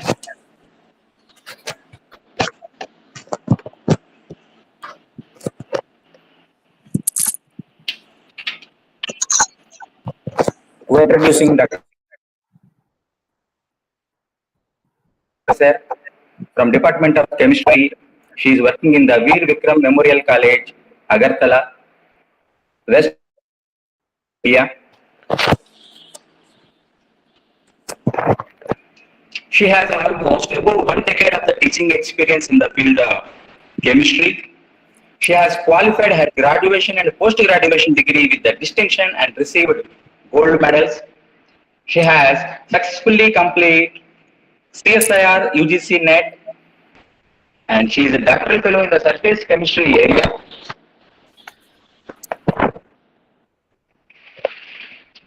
Dr. Ganguly has been invited as Teachers Associate from Tripura to participate in 81st Annual Meeting of the Indian Academy of Science, Bangalore. She has also been invited as the guest speaker and resource person in International Science Congress 2017 at Bhutan.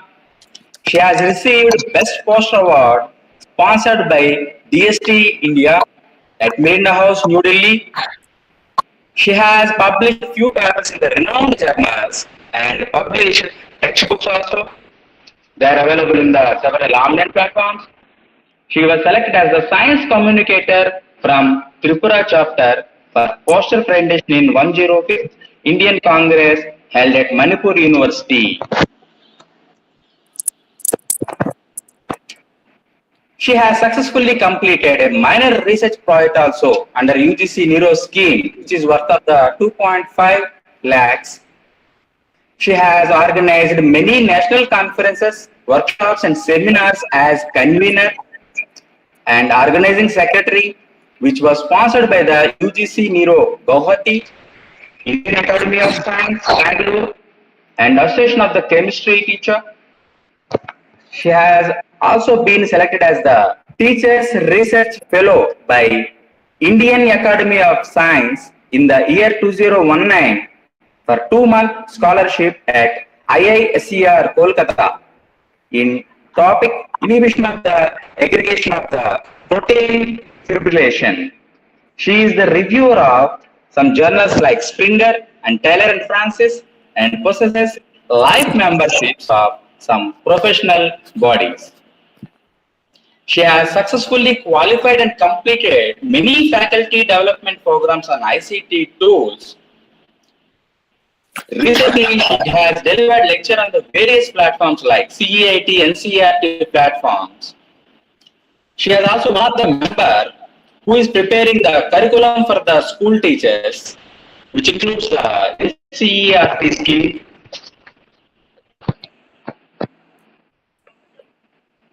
You may identify her experience in the research area, like from Publoons or Google Scholar and different digital platforms. So our request to all the participants is to follow her research articles to improve the knowledge in the area of the research. Now from the team of Tech Guru and NC4E Conference, welcome to the ma'am to continue her session. Welcome, ma'am. Thank you, sir.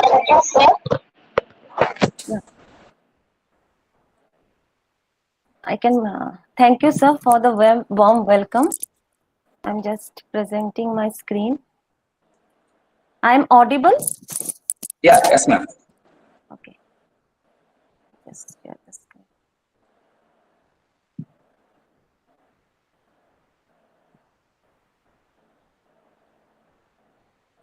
Yeah, ma'am. You are presenting your screen now.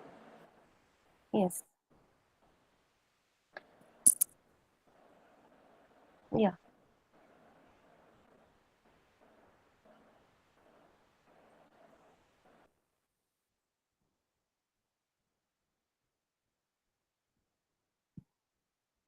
Good afternoon to you all. I welcome you all to this national level virtual conference on e-education, e-learning, e-management and e-business. The topic is role of e-learning tools for teaching and COVID-19 pandemic situation. So in this situation, the e-learning has and e-technology has taken a most driven part in the world in a very huge way. So I will just, as a many of the speaker has already given a brief introduction about e-learning, why e-learning and nature of e-learning. I'll just give a brief introduction. That is, e-learning is a technological based learning which is provided by the electronic media for enhancing our knowledge in giving a fruitful ways to the students and learners. We can also assess educational curriculums not only using the traditional classroom but also using a modern technology which is called e-learning. So what are the nature of e-learning nowadays followed? So in this pandemic situation, the world, as I have told you, the world has taken a major driven. So not only in this area, but also in the before, we used to have e-learning, like we have used the Swayam portal, Coursera, edX. These were always there for helping the learners, empowering their digital technologies. So nowadays, since it hike of e-technology, the major nature is the empowerment by the digital technology, computer enhanced learning, technology enhanced learning, distance learning, and online learning. But if we combine all together of these part, we can see actually we are moving towards the digitalized world, and that digitalized world is giving a greater impact to us to move towards the learning technology with a variety of essence. Now comes the nature of reason of e-learning. Why we are so much focused and we are so much induced in this e-learning process? First of all, it is the availability. As we all are running short of time, we don't want to move from one place to another like that. So e-learning provides a great platform of availability. There has been an affinity and attraction of the which is set in the e-learning process, and for that they got an efficiency and reinforcement. We get an immediate feedback whatever the students and the learners are giving us after the learning process. There is an involvement of both the administrative power, the teachers and the learners, and it gives an appealing platform for us to join in the e-learning session. Easy to find every content, and most of it is a greater and faster impact of our day-to-day life. Now since we are switching, almost we have switched from classroom to e-learning, so we can see a vast difference. I am noting down technology can never interchange classroom learning, but yes, it can give a greater effect in the form of e-learning. So the vast compatibility where we can see is that e-learning is a complete anywhere, anytime internet connection. It gives a free progress which can be saved by the learner in any time. But classroom and it gives as challenging that whatever teacher write on the classroom, we just follow. We cannot communicate properly in the better way. Whereas it e-learning, it can be completed in our own space. We don't have to rush up to with the people around us. But in classroom, there is a trainer which focus on a particular topic depending on the group need. There is not individual preference given in the classroom. The content is always engaging and interactive, but in classroom it becomes sometimes idle, and we are not so much confident that whatever the teacher or the supporter is showing us is actually of our choice. Two types of e-learning: synchronous and asynchronous, but there is a mixed learning also. Synchronous is like real-time learning, like whatever we follow, like virtual classroom or the type that is like Zoom or WebEx, whatever we use nowadays, very good or in a better way. This is the structure of e-learning where it processes a program, modules, videos, quizzes, assignments, and last of all, it is certification. A certification is generated in the structure of e-learning. As our last speaker have already talked about the challenges what can be faced during e-learning, there are some advantages also. First of all, just in time knowledge, anytime and anywhere learning, effective and efficient, where we can we can store the content in our drive, and we can anytime we can use this as a reference for our studies. We can use a uniform training to a geographical dispersed workplace, interactive and collaborative learning, and it reduces the training time and cost. So these are some of the advantages. Now coming over to the tools which is required for e-learning by the teachers. So as I have told, the synchronous learning, nowadays we use Google Meet, and if we have Google Suite, it is very convenient to use all our content and all our like whiteboards, everything we can use for unlimited time if we had that suit. So Google Meet is one of that, Zoom is there, and WebEx, and there are many more. I have just listed few of them, but there are many more where teacher and student can interact and collaborate with each other using this synchronous mode of learning.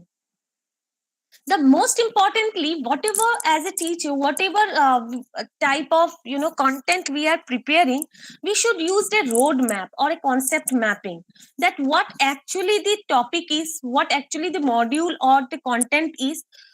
We can produce a mind map, how to use them, how student can use them, and how to keep a record of those things. We can use the technical ways and be cautious about how it is implied or implemented in a better way. So some of the concept mapping, clear route, we can follow following flowchart also. There are many tools for making those concept map which are open source software, and I actually suggest to use the free open software. There are many licensed and proprietary software also, but it is better to use the open and free software. Some of these in concept mapping are like MindMaster, MindMap, MindNomo, and there are plenty, but I have just used few of them.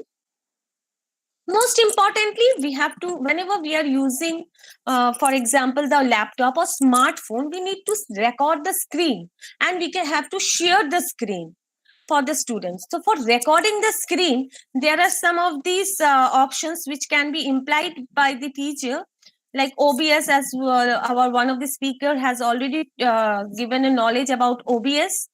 There are others free screen recorder like FreeCam, Active Presenter, iScreen, Screencastify. It is not so free, but yes, for trial version it can be used for some more time. And moreover, our own PowerPoint, which is Office 365, it has inbuilt all the options for which we can prepare our e-content for our e-learning process. So it is desirable that as a beginner or as new to this world, we can use MS PowerPoint for preparing our e-content for the e-learners. Now, these are some of the important interactive ways to prepare slide. First, it is like PowerPoint is there. Online tool like Prezi is there. Google Slides are there. H5P is there. H5P is also used as an authoring tool where we can compile all our content in the form of e-content and we can publish it. So H5P, it produces a greater motion if we compare with PowerPoint or other. So it is also a very good interactive slides and also an authoring tool for preparing the e-content. Now, in order to record or edit the video or audio, it is desirable to use some of the software, but even in our PowerPoint also, if there is a video recorder trimming process is there where we can use that.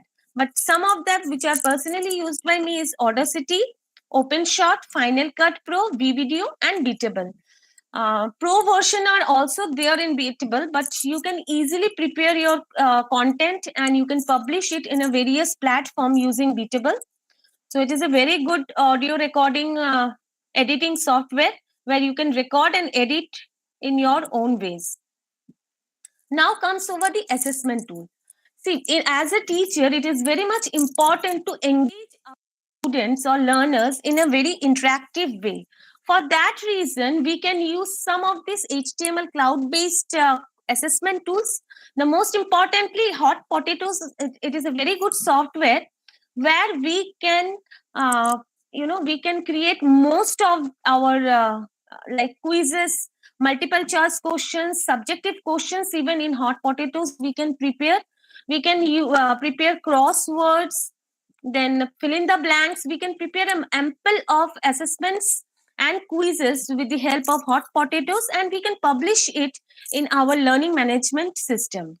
The Google form is commonly used by most of the teachers and the educators nowadays to prepare their questions, answer, assessments. Socrative is there, quizzes is now. The infographic tool is there where we can use like Canva is there, Powtoon is there, Inkspace is there, Drawpad, Google SketchUp, and Graphio is there.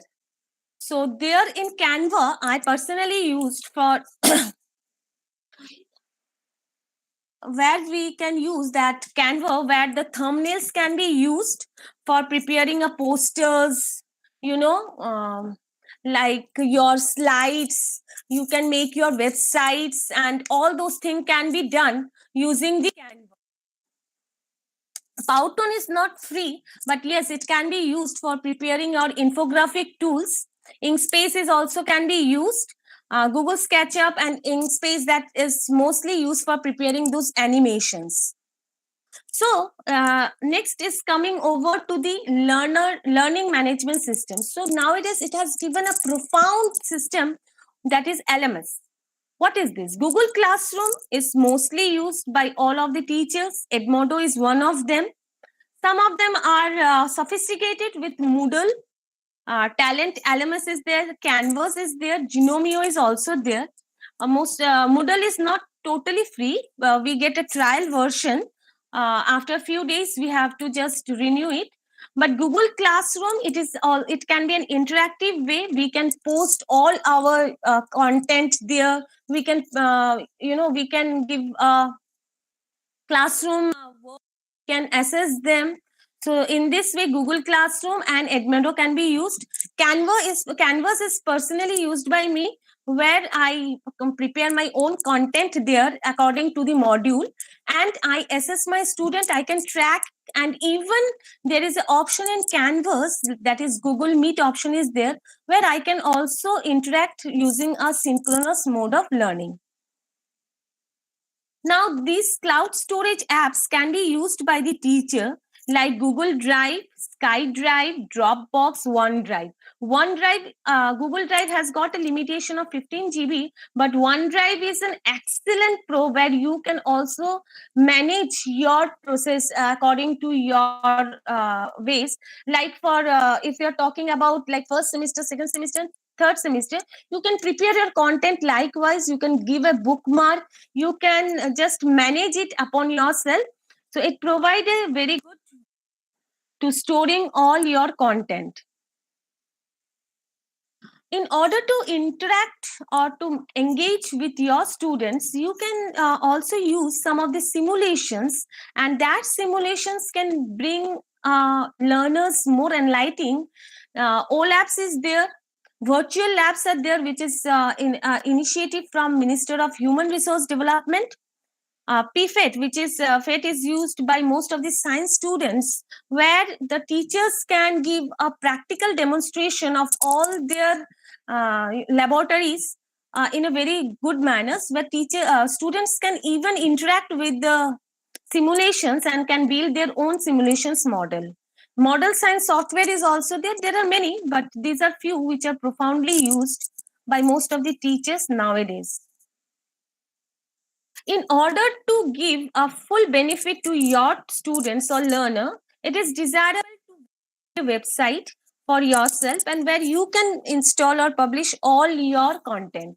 The Google slide sites are there. Most of the teachers nowadays in this pandemic situation uses Google sites to design their own website.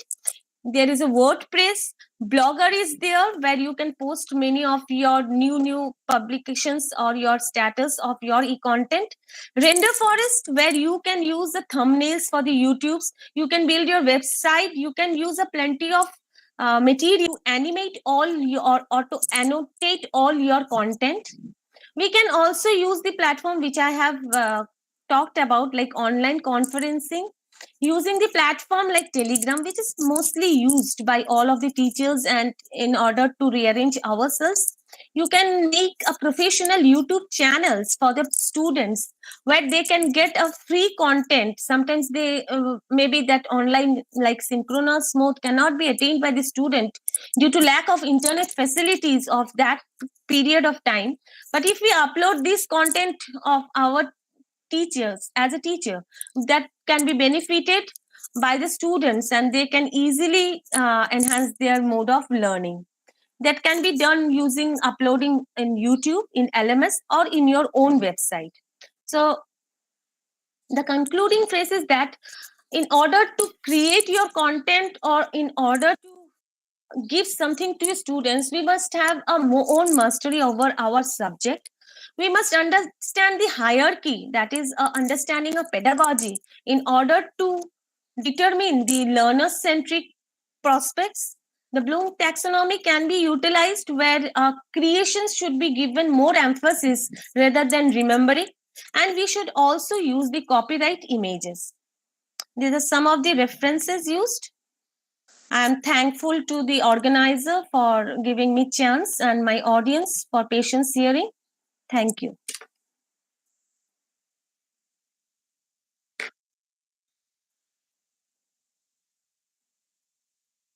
Yeah.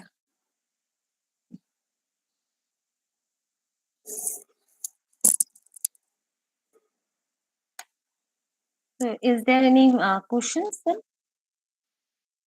Yeah.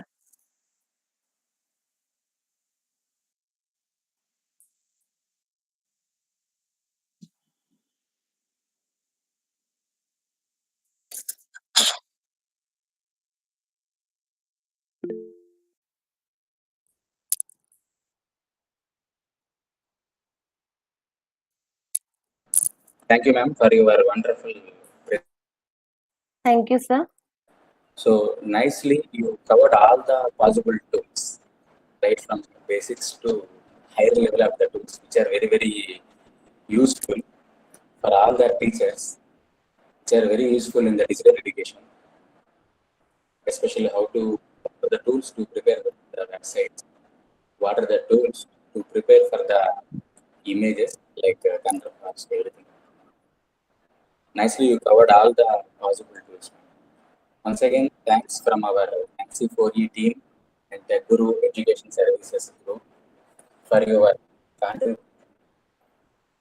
Thank you, sir. You have accepted our invitation and nicely you adjusted your time slot in your busy schedule also. This is a very great day to hear from you in this session. Really, our team members were very much excited. To all the eminent speakers from all the academies of India. Really, sometimes we are showing the title like national conference, but generally we will identify the participants and speakers from a state usually. But here, nicely, all the presenters, paper presenters, they are from all the and speakers are also from all the academies of India. So we are very much happy, ma'am. Thank you once again. With Thank your you, permission, sir. Yes, with sir. your permission, we will continue the remaining part of this session, ma'am. Okay, sir.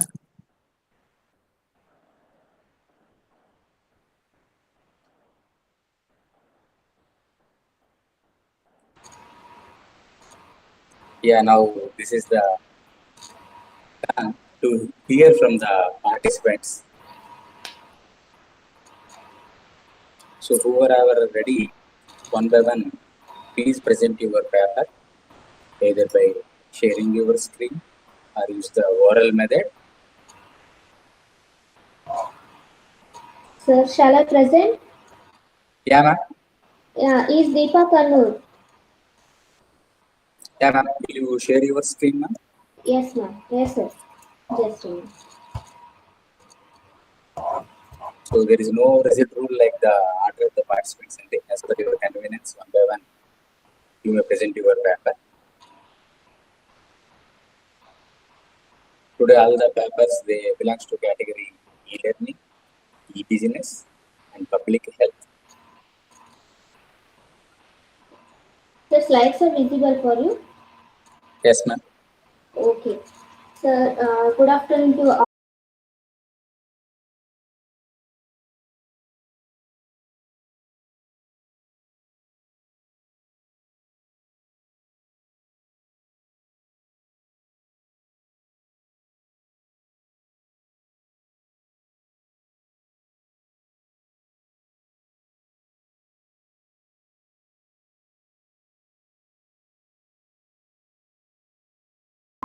Ovaries, like hormonal secretions.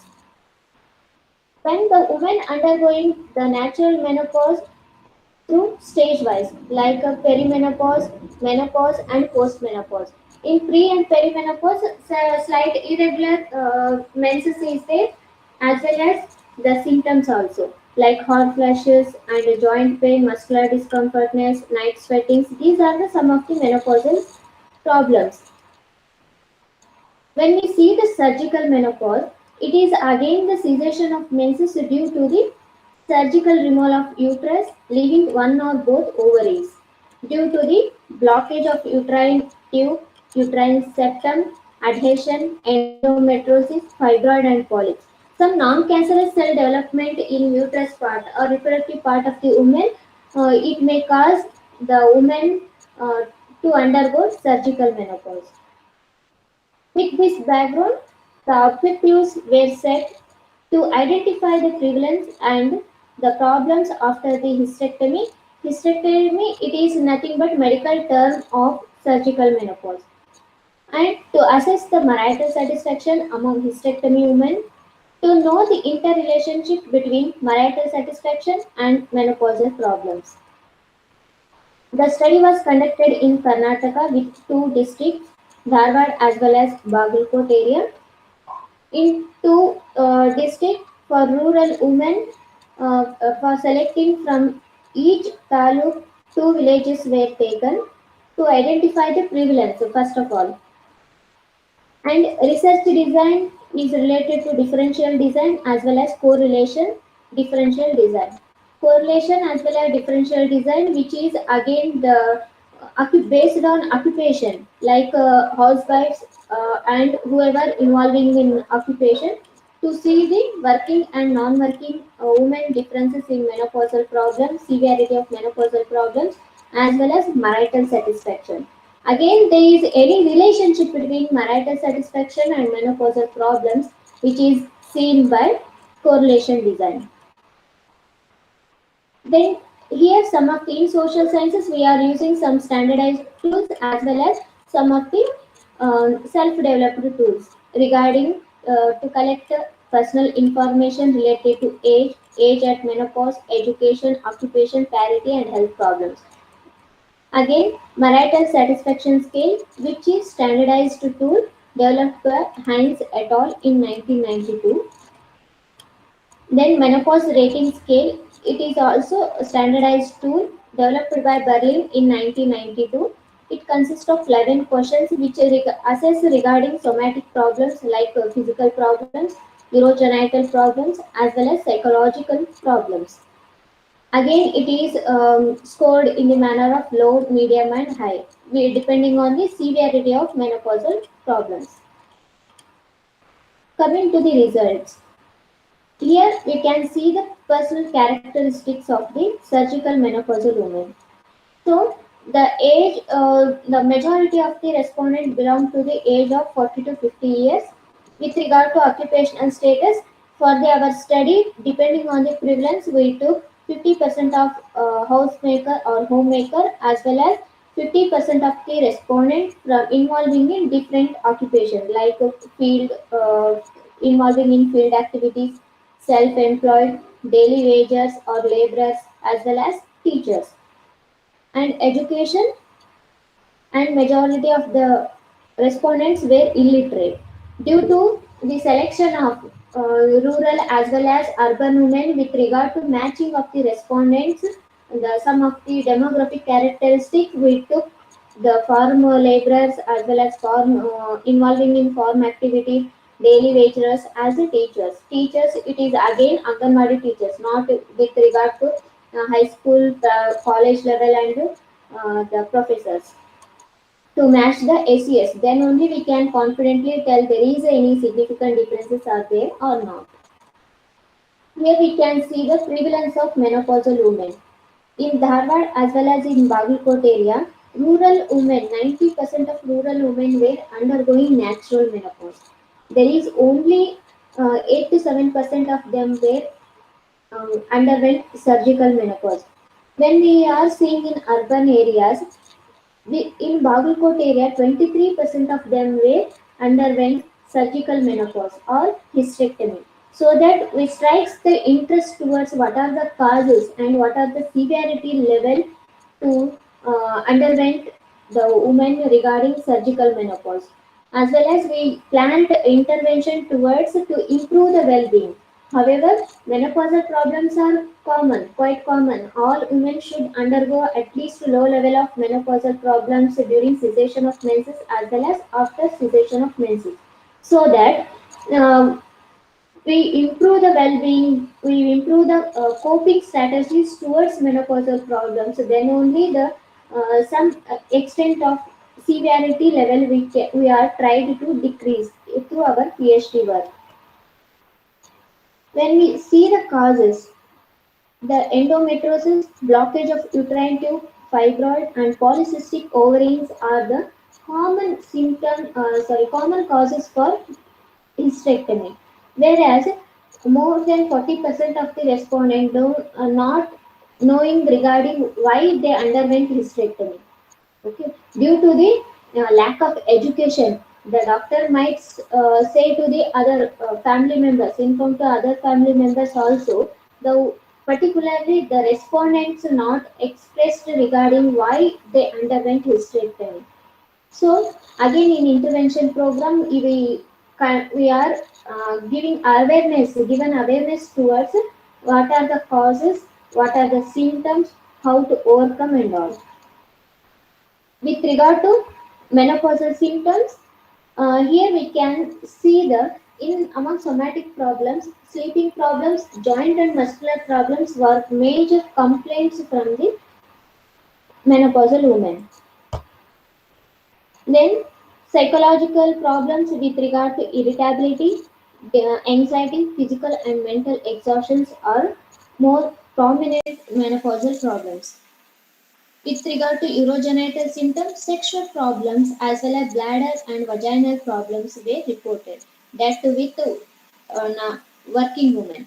Because non-working women are due to the lack of exposure, lack of awareness, they may not identify it is due to the menopause. Then, when we see the correlation between working status as well as level of menopausal problems, the moderate to mild level of somatic, psychological, and urogenital problems were reported from both working and non-working women. So it is found significant correlation as well as association between work occupational status with the level of menopausal problems. So again, we see which type of menopausal problems are most common. So somatic problems due to the lack of nutrition or not attempted to take the required amount of nutrition, somatic or physical problems are most common, followed by urogenital problems. Particularly with our result, we confidently tell that urogenital problems are found more among surgical menopausal women or hysterectomy compared to women who underwent natural menopause. But here I am took regarding the surgical menopause, so that I am discussing in that manner only. When we see the differences between working and non-working women, so working women are reported higher level of menopausal problems or more severe level of menopausal problems compared to non-working women. It was found highly significant differences, which is again due to the occupation pressure. They may not take care of self, not focusing on their health and hygiene, so that urogenital problems as well as somatic problems are most common among working women compared to non-working women. Here we can see the level of marital satisfaction. Working women were having average to low level of marital satisfaction, whereas non-working women were reported average to low level of marital satisfaction. On the whole also we can find that average to low level of marital satisfaction. When we see the significant differences, non-working women are having significantly highly marital satisfaction compared to working women. So we got interest towards there is any correlation or interrelationship between satisfaction with menopausal problems. Whereas menopausal problems were negatively highly significantly related with marital satisfaction. So that women who are having severe level of menopausal problems, they having low marital satisfaction. So that the menopausal problems with regard to somatic, psychological problems and urogenital problems, there is a lot of adjustmental problems we are observed in menopausal women. That may be the reason towards lack of marital satisfaction, women who are facing severe level of menopausal problems. So, with these results, I would like to conclude that surgical menopausal women faced more of somatic problems followed by urogenital and psychological problems.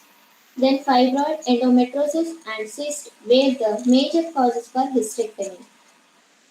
Then menopausal problems and marital satisfaction were negatively significantly correlated with each other, indicated that women who had low level of marital satisfaction, they were suffering from high level of menopausal problems. So there is a need for educational awareness and coping methods for menopausal problems along with individual counseling to overcome marital adjustment. Nowadays, we again tried to, after my PhD also, I tried to the e-counseling also adopted. By e-counseling, so many of I attached with the Indian Menopause Society by giving awareness towards the menopause among middle-aged women.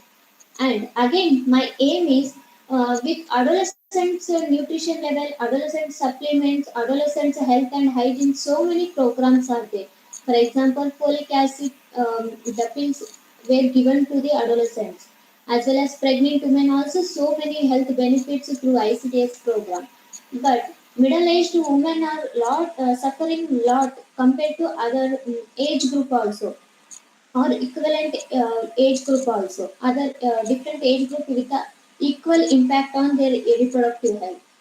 So that the again we written a program for establishment of program for government regarding to give some supplementary feeding, supplementary the nutrition requirement of the middle-aged women. The major nutrition deficiency we observed among middle-aged women is calcium deficiency, which is again affect more among hysterectomy women due to the sudden lack of estrogen and progesterone hormone by surgical removal of fallopian tube, uterus, as well as any part of reproductive part. Then it suddenly declines in estrogen level. The body again adjusting with the physiological changes, so that there is a lot of nutrition requirement is there. Calcium nutrition, folic acid again, the women become anemic also. So that at least with the low SES, women belongs to low SES or below poverty level, we could take care of them we give the correct the or required amount of nutrition by government or by any NGOs. So we are aimed towards that. So that here I'm presented this paper. Thank you.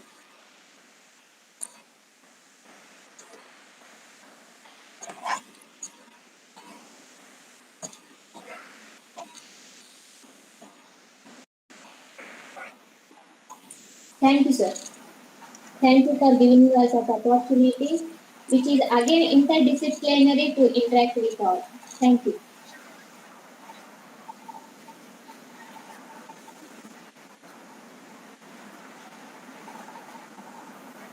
Yes, sir.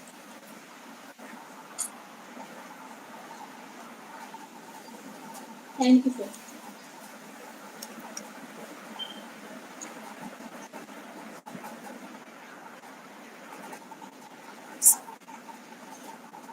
Sir, can I present, sir? Yes, sir.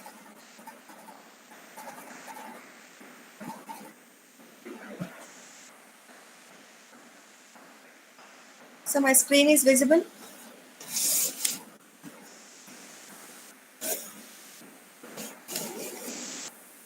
Is it now, sir? Yeah, thank you. So, good afternoon to everyone. My topic is on impact of COVID-19 lockdown, which has affected the import and export activities, which in turn led down our Indian economy. I am Dr. K.R. Padma, working as Assistant Professor in Sri Padmavati Mahila Vishwavidyalayam, Women's University, Tirupati, along with my co-author, Dr. K.R. Don, who is a reader in the Oral Pathology Department, Savita University, Chennai. So today's topic is on the export and import qualities that has been affected due to the COVID-19 lockdown. So the COVID-19 pandemic, if you take, it has exerted a heavy toll worldwide, especially on the healthcare professionals on the front lines who are fighting against this virus. So the current scenario the earth is facing due to the coronavirus disease pandemic, which has been now regarded as the COVID-19. So although we all know that the beginning report of this coronavirus was exhibited in December 2019 in the Huanan seafood market from the Wuhan city of the China. And from there it started its expansion. So the expansion of the COVID-19 was at a very robust rate and it affected all over the countries. And even territories, which ultimately have led to the refrain of the seaports, airports, as well as the railway. So everything has been shut down, even had led to the restricted import and export activities. So total collapse of the balance of the trade has occurred. So balance of the trade is very, very essential because a balance of a trade generally represents a difference in value for import and export among the country. So a trade deficit occurs when imports are large or relative to the exports. So any imbalance of the trade generally will impact the overall the country's incomes and its productive resource. So basically, we all know the types of import, the industrial and consumer goods and intermediate goods and services.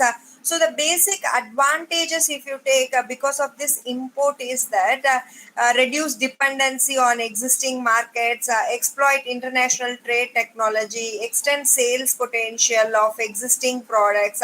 So all this can be imported, maintain cost competitiveness in your domestic market. And the advantages of the export, on the other hand, is that it is increasing your sales and profits and reducing the risk and balancing the growth, sell excess production capacity, gain new knowledge as well as the experience. So all this has been shattered. The economic crisis of the COVID-19 pandemic that hit India in 2020 has been a decade for upheaval. So India's economical growth, the fiscal year of the 2020, actually it went down to 3.1 in accordance to the Ministry of Statistics. Although the chief economic advisor for government of India have identified that this drop is chiefly due to the COVID-19 pandemic effect on the Indian economy. Notably, the World Bank concluded that India previously it has been witnessing a downfall, but this pre-pandemic slowdown, as based on the prediction of the artificial intelligence technology, so it has clearly have shown that during this fiscal year of 2020, there is a total disaster in the economy. So India is being facing a lot of economical crisis. Not only India but all over the world, there is economical crisis is being taking place. Generally, we all know that what are the types of export and import that is being carried out. People use consumable durables. So there is a high dependency of imports from the China. Basically, more of the electronics, mobiles, handsets.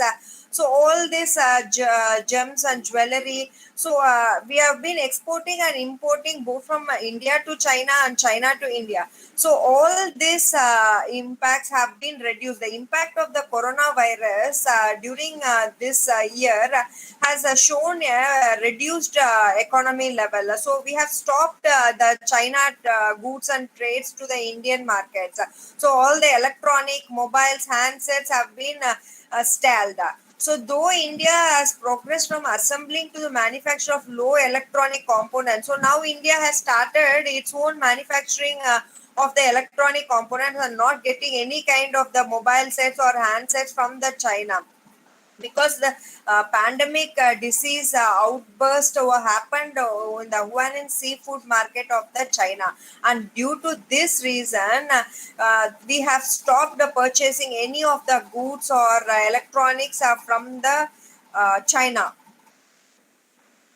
So, and if you see in this graph, the India's growth trajectory since 2011, it is trying to show you, and at present, if you see, the economy has been fallen down. So, this global pandemic COVID-19 macroeconomic impacts have revealed that because this impact is not only in India, but this impact is also on the other countries. So the impact of the GDP, the gross domestic products, has been reduced a lot. And not only the gross domestic products, but there is also a decline in the employment and capital, leading to lower production of exports and imports. And it totally shattered the whole of the income of the households and shrinking the production of the goods and products.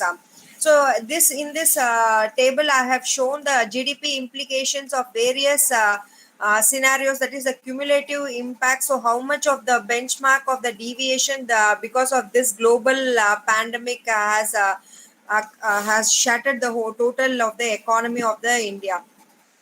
So each of the countries I have shown. Basically, let us concentrate on India, where the global pandemic has shown just minus 2.41, where before the global pandemic it was at a very good rate.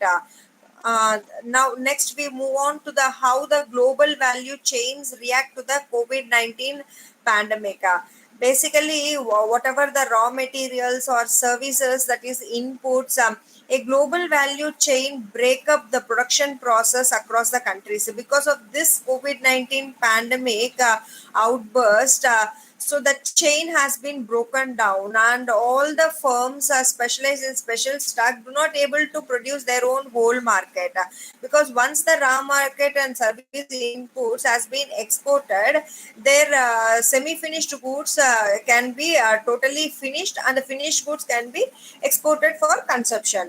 But today, because of this COVID-19 pandemic and the lockdown effect, no trade for export and import could not take place.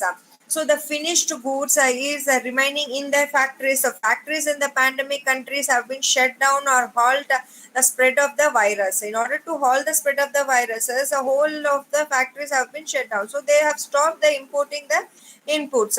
And because of that, the factories in partner countries cannot sell through the supply chains. So everything has been stopped and reduced.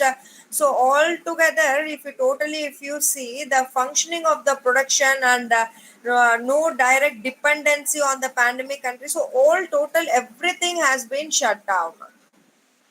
So the risk mapping across the sectors on impact of the COVID-19 outbreak basically, so if you see automobiles, auto components, building materials, constructions, chemicals, there are different sectors out there like banking, mining, paper, footwear, glass, plastics, power, trading. So which has been impacted at a higher rate is especially the aviation, hotels, restaurants, tourism, auto dealerships, ceramic tiles, gems and jewelry, retail, shipping, ports and port services, seafood and poultry.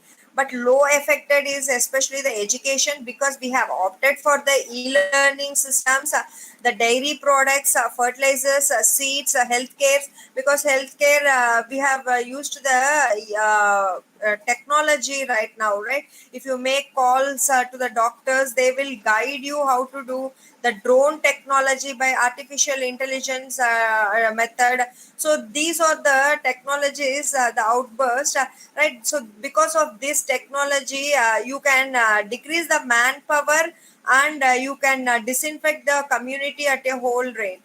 The technology has increased. So because of these are the low sector levels that has been affected. So the other important things, because of this COVID-19 pandemic outburst, the unemployment rate has jumped up.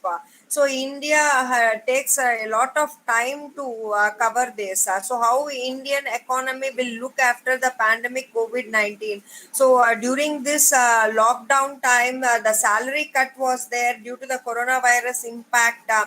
My basic conclusion is that the COVID-19 pandemic has shattered our Indian economy totally. The level of the GDP might fall further in the years also, and no immune system for this global recession.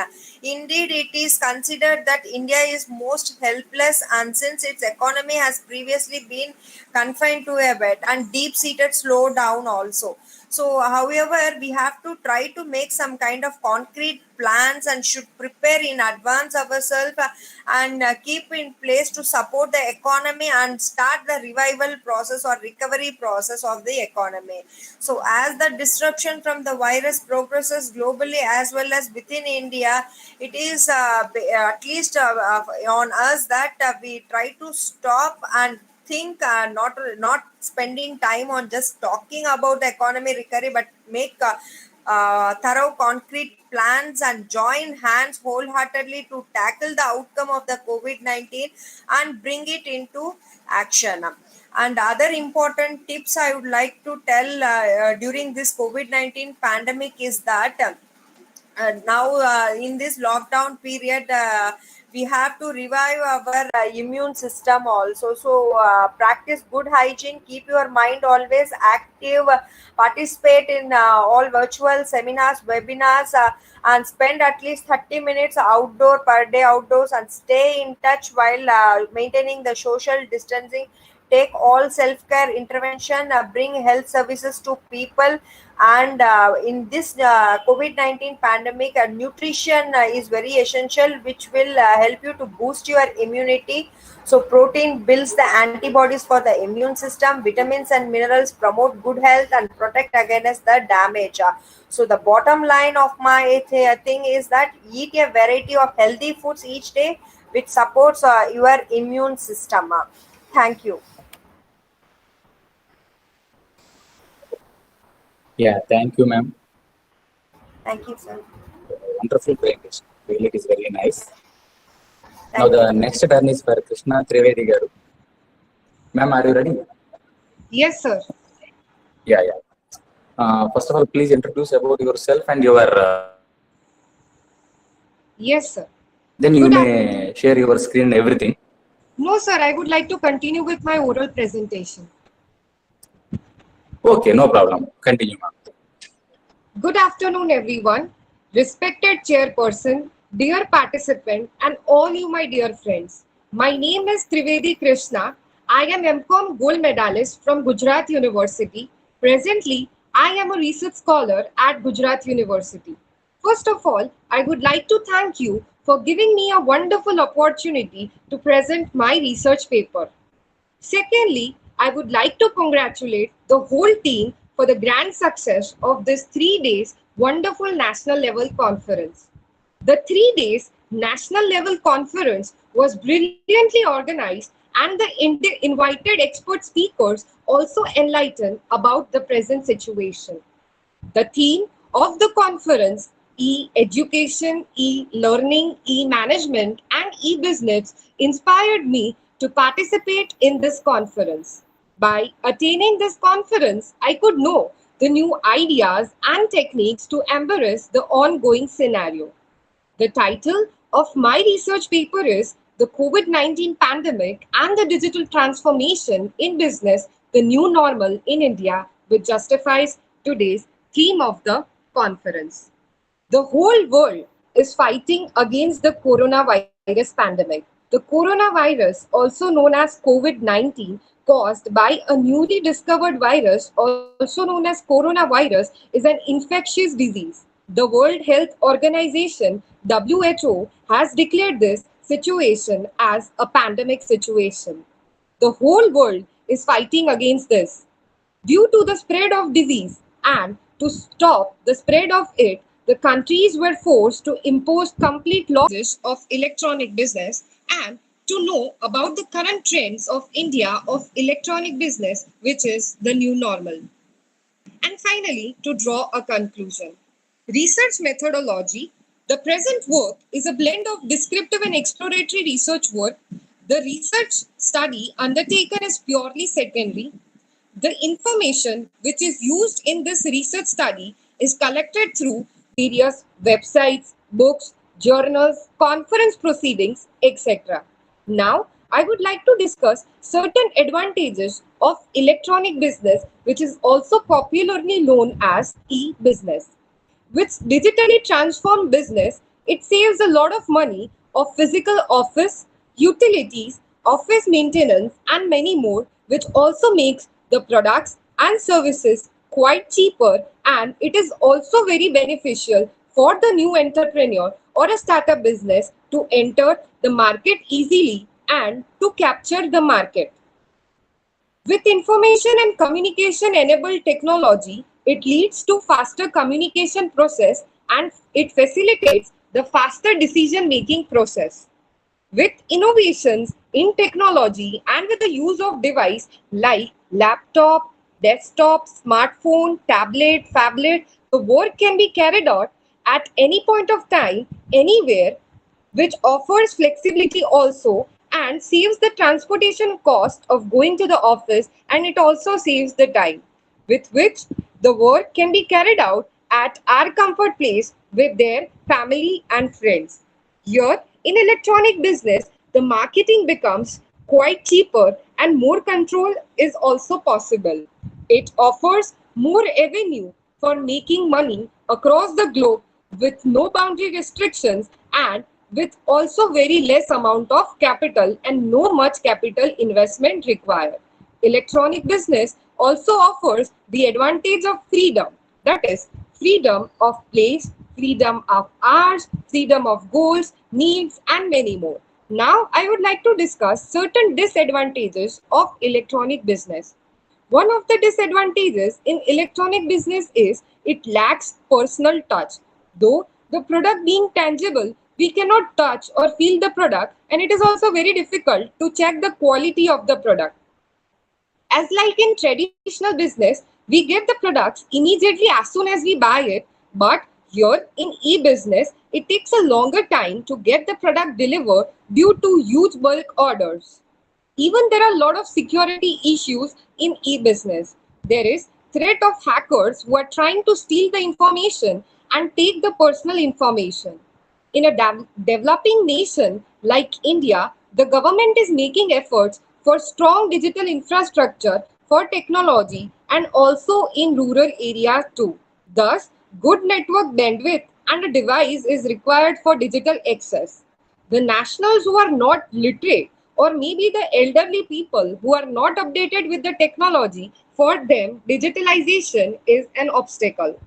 One of the disadvantages is that even the physical face-to-face interaction is not there, which makes it quite difficult to build a relationship with the customer, and also the customer might feel insecure with such conversations. Nowadays, customer building relationship is playing a very important role in businesses. Last, I would like to conclude that the COVID-19 pandemic has fast forwarded the digital transformation and it has changed the complete scenario. The whole world is fighting against the coronavirus disease. The 21st century being the digital era, and due to this COVID-19 pandemic, there is digital transformation in business, which is the new normal in India. With electronic business, the communication becomes quite quicker, it gives flexibility, it facilitates faster decision, and communication is also very easy and possible.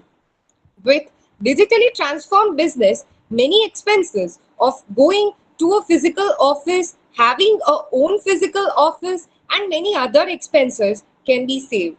With digital transformed business, even the small entrepreneurs can do the business and can give the competition to big players with very small amount of investment, and they can do the business across the globe without any restrictions. There are no boundaries here. Businesses can without any restrictions. With this pandemic situation and faster transformation to digitalization, the whole nation should work on technologies to boost the economy with higher GDP, higher economic growth, and self-reliant economy with it, which will increase the employment rate, reduction in poverty, transparent economy. It will also weed corruption and lead to economic growth and development for our nation, India. Our Prime Minister is promoting various initiatives like Digital India, Skill India, Make in India, which is promoting digitalization. I feel that there should be totally digitalization in our nation because it will increase transparency, it will weed corruption, and it will definitely lead to a positive impact and economic growth and development in our nation. With this, I would like to thank for giving me a wonderful opportunity to participate in this national 3 days conference, and it was wonderful being a part of this conference. I thank the organizers for the success of this event, and thank you very much once again for giving me a wonderful opportunity to present this research paper. Thank you. Thank you, ma'am. It's a very good presentation. Thank you. By using oral method also, nicely and effectively, you communicated every point to all the audience. Really, it's a very nice session. So we are also very happy for your presence here. You are representing from Gujarat, am I right? Yes, sir. I am gold medalist. Yeah. Congrats, ma'am, from our team also for your future endeavors. Best wishes from our team.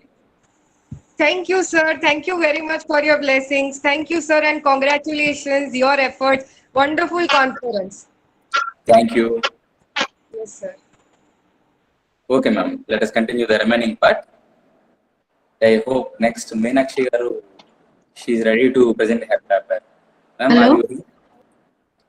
Hello, ma'am. Hello, sir. Hello. Yeah, ma'am. You are audible. Jayalakshmi already written. Hello. Madam, okay. Jayalakshmi Garu and Meenakshi Garu, they are ready to present their papers. Okay, sir. Okay, So, sir. Meenakshi Garu, do you want to continue now? Sir, if Jayalakshmi ma'am wants to give, she can give, sir. After her only, I will give, sir. No problem, sir. You dropped the message. problem. That's why I told that she can. NCV share can already started. You can start now. Okay. Jayalakshmi Garu? Meenakshi. Ma'am, Okay. can I continue, Sir. ma'am? Or you will give, ma'am? Okay. Okay. I'll give, sir. No problem. Okay. Good morning to one and all.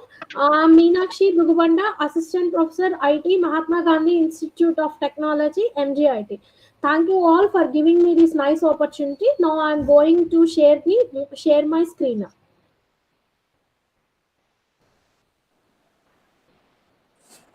So I'm going to discuss on IoT enabled shopping system. Today in this modern world, uh, we are having a lot of problems. That problems can be dealt by IoT, Internet of Things. Our project or our paper mainly discuss about the IoT enabled shopping system. Coming to this abstract, normally in our daily IoT is used in mm, fitness care monitoring, military field, environmental monitoring, and retail monitoring. Our paper discuss on how IoT is used in retail monitoring. For example, all of us go to the supermarkets for our daily needs. There we will stand for lot of time for billing purpose, and also to search the goods we required. We will spend so much time that we will go for, we will search where our milk is there, where our products, where our required product is there. Everyone faces this problem in their life at least once. So to avoid that problem, we have developed one software once that. So the abstract, coming to the abstract, is that our project is that in this paper we depict affordable and cost powerful smart shopping cart utilizing IoT innovations. Such a framework is appropriate for use in spots including Walmart and supermarkets, in which it is able to help in lessening work and in creating a advanced buying expertise for the customers. Rather than influencing the customer to sit down tight in a protracted line for searching at their shopping matters, this framework helps in mechanizing the smooth and comfy billing method. The buying is processed with two elements, with a processed list and random purchasing. Our proposed system provides the nearest route to pick up the listed items present in different racks of supermarkets.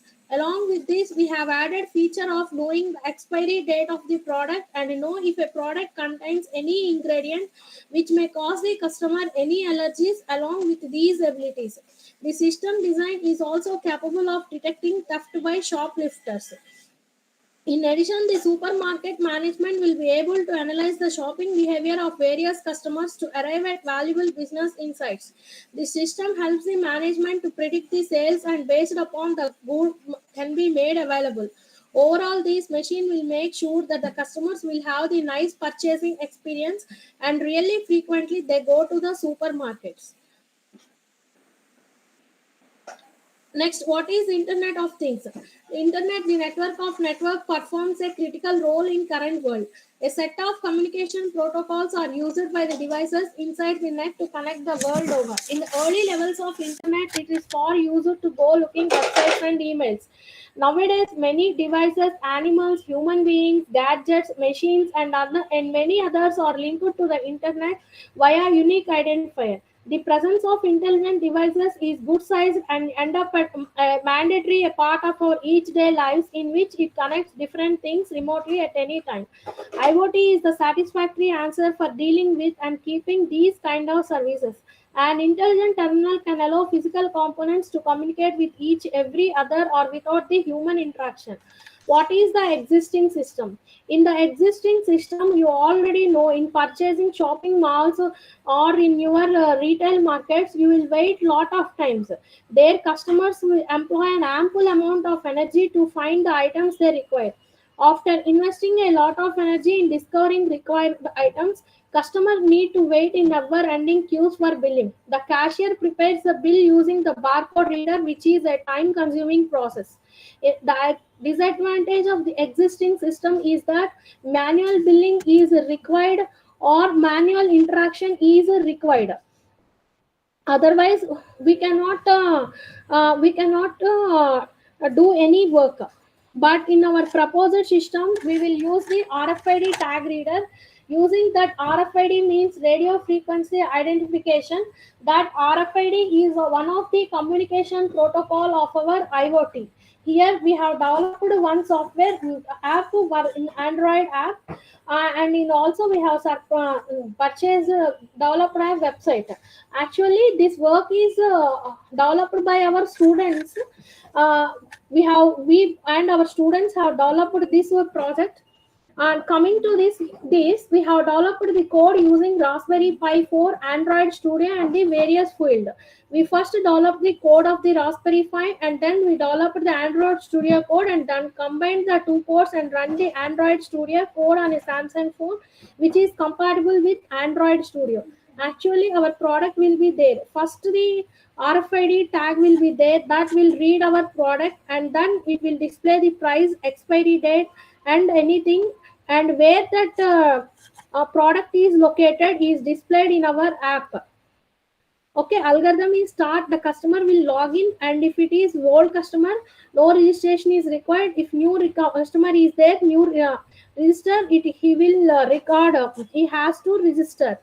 After registration, OTP, one time password will be sent to the user's mobile, and that is so, with that he is a genuine user. When after that, his location and he will be given permission to scan the goods. Whatever the goods required for him, he will enter, and after that, their location will be shown to the user, and user will go and search the RFID tagger, and that will be added to his cart. If he don't want, he has to rescan the good, that will be automatically removed from his account. Okay, all these are our results. Our screens will be like this. You have to enter your username and password, and you will be, if you are already existing customer, your login will be displayed. If not, you have to register. Okay, if you are already registered, you have to enter your OTP, one time password, and if it is one time password is correct, it will ask you, you can ask the app to send the one time password, it will send, using that you will get. After that, you will select all your goods, and your amount will be displayed like this. Whatever the goods you have purchased, it will be displayed. After that, your bill amount will be displayed here. See, your total amount is displayed like this, where that item is displayed in this, and where the total amount will be displayed. This is our project, and conclusion is that the Internet of Things in one such technology that connects various objects in a network and is a milestone in the era of smart world. The smart shopping cart features these technology, enabling users to shop efficiently.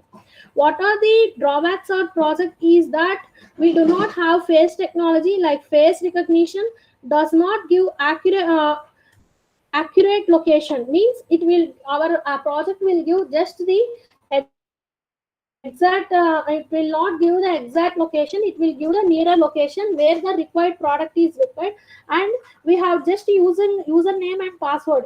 If we include face recognition system, it is very good. Okay, we will this our project, this app can be used in manual shopping systems like supermarkets, malls, shopping markets, etc. We have referred all these papers. If you have any queries.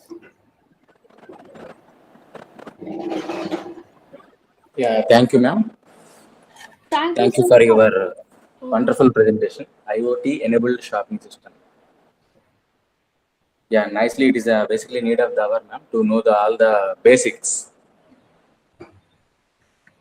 Thank you very much.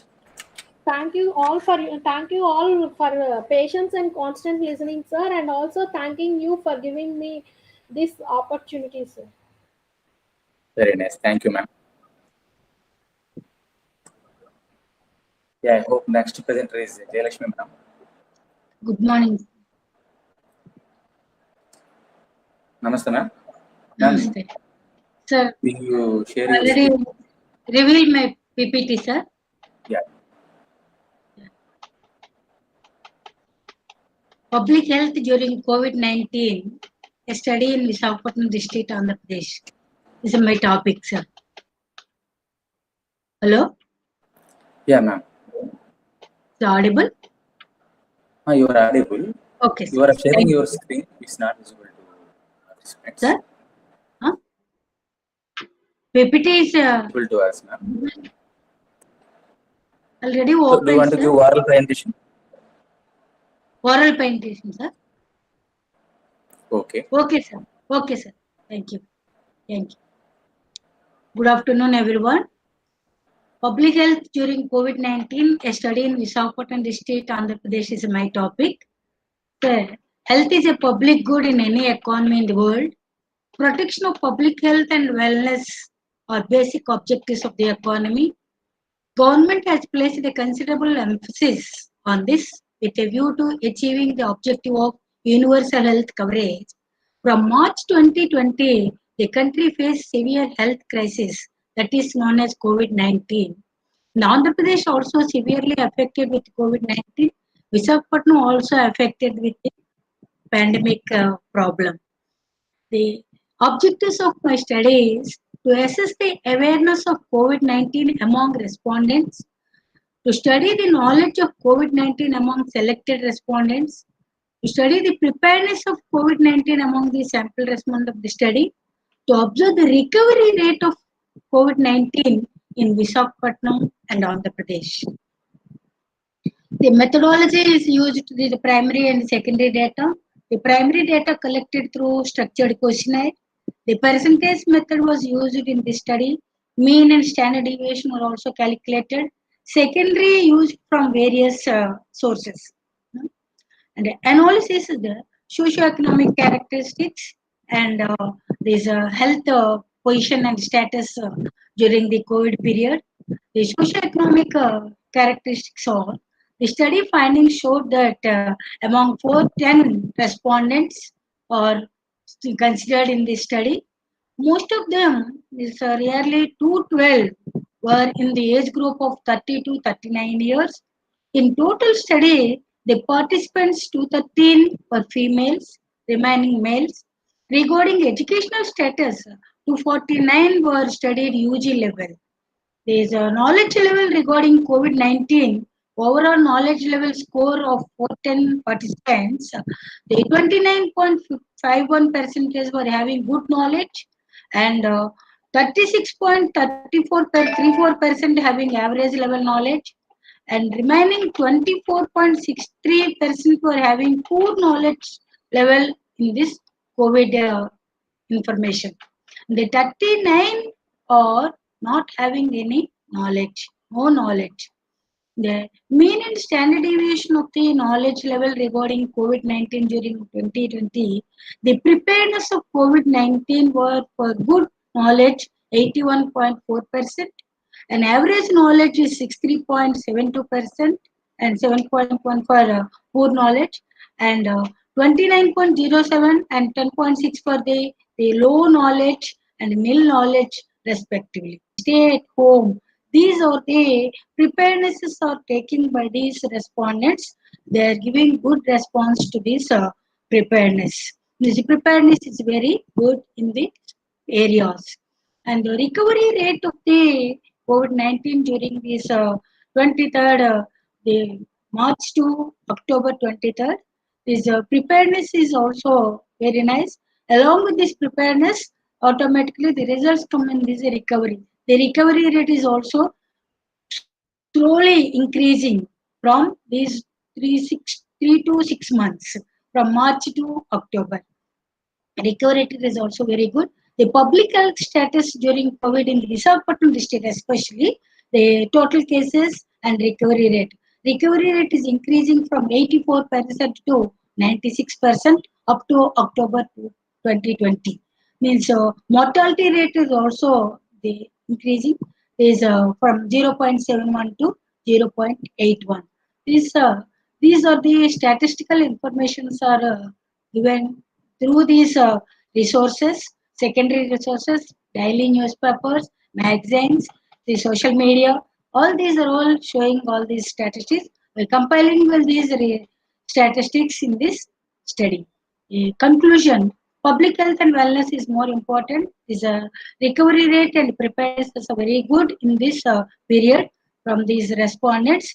Altogether, the public health is increasing slowly during this March to October. Thank you. Thank you, Anil. Yeah, thank you, ma'am. Thank you for your participation in this program, ma'am. Thank you, sir. Thank you, sir.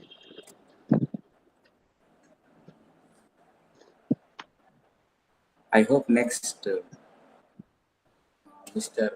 Kausharu sir, he is ready to present his paper. Sir, are you here?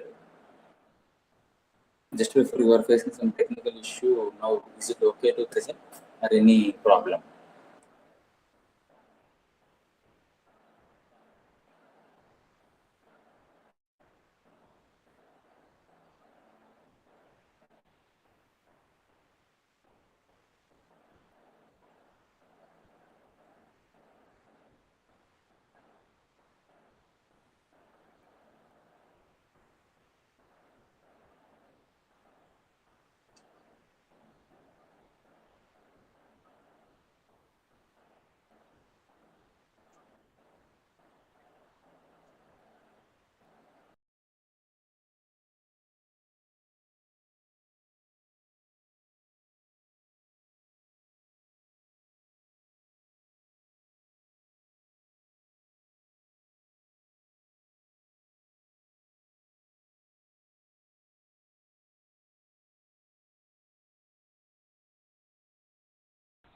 To present the paper. With your permission, now I give the oral things because of my satisfaction, sir. Because yesterday I struggled a lot to present, the situation is not cooperated me. As a part of my research work, I have selected my paper for this NC4E conference, social media, a credible platform for English language teaching and learning for better outcomes. What I have observed and what I experienced during the COVID pandemic duration, that is online learning, online teaching, these all things, have prepared making things of what type of platform as a researcher and as a presenter, and while I'm teaching to my students as a instructor, all those things I have put in the paper. That is, of course, there were a lot of pitfalls were there. As first time we are totally connected, total table turn in the teaching and learning process. And starting first, we had discussed the things, how a social media become a credible platform. I observed that to connect all people, a majority of the people who can connect at a time, and immediate responses and feedback also good.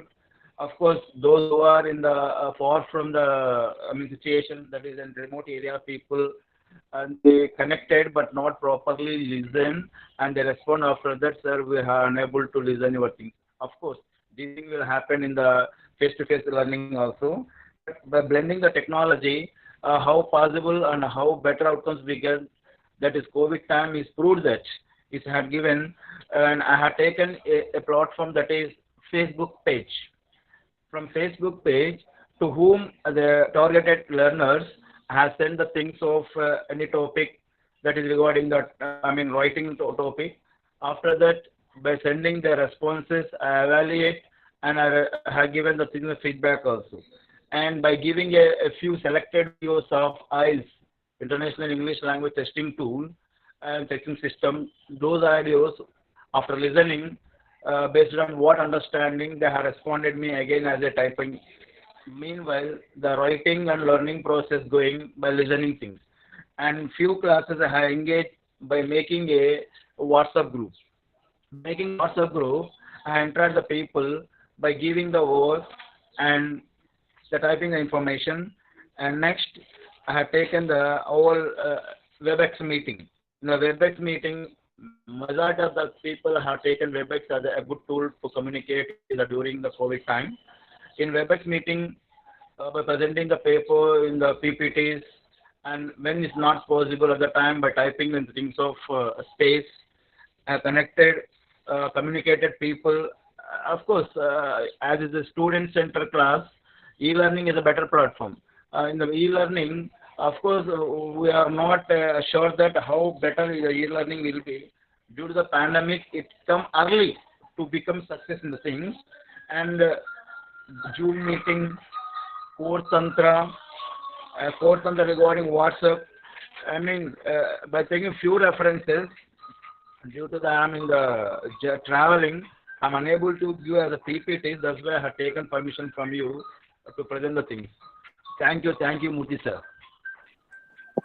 Thank you, sir. Nice presentation from your side. Even some problem occurred to you to present on Yes, previous yes, day, yes, sir. Yes, but yes, you are sir. adjusting your time and slot. Yes, sir. For yesterday, I Thanks have for actually allotted. Thank you for your concern to give today to to share present. your knowledge to remaining participants. Because this is my eagerness. Yesterday, if I didn't miss, I could present betterly in the PPTs. Orally, it may not reach all the people, but those who are patiently regarding and listening, thanks one and all.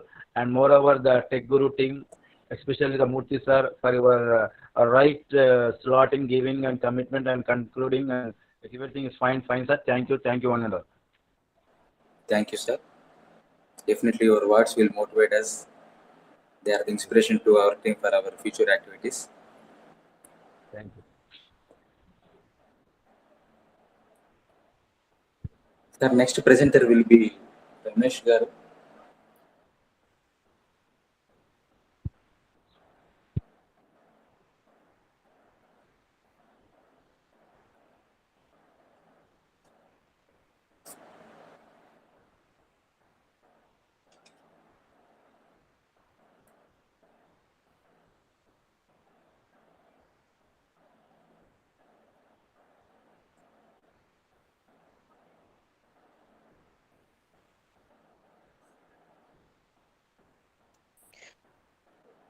Hello, sir. Hello, ma'am. Ma'am, good Sir, afternoon. should I present now? Yeah. I think Ramesh Garu is facing some technical issue. Ma'am, okay, you can continue now. Thereafter, he will present. Uh, my name is Bijuta Musahari from Kokrajhar district of Assam. I'm working as a guest faculty of UN Academy, Kokrajhar of Assam. Now I'm going to discuss, I'm going to present present on a topic, a study on man-animal conflict in Kokrajhar district, Assam, an analysis of sustainable livelihood. Sir, actually my topic is not related with today's conference. Could I present it or not? Hello? Hello? You may Hello? share your screen, ma'am, if PPTs are available with you. Thank you, sir.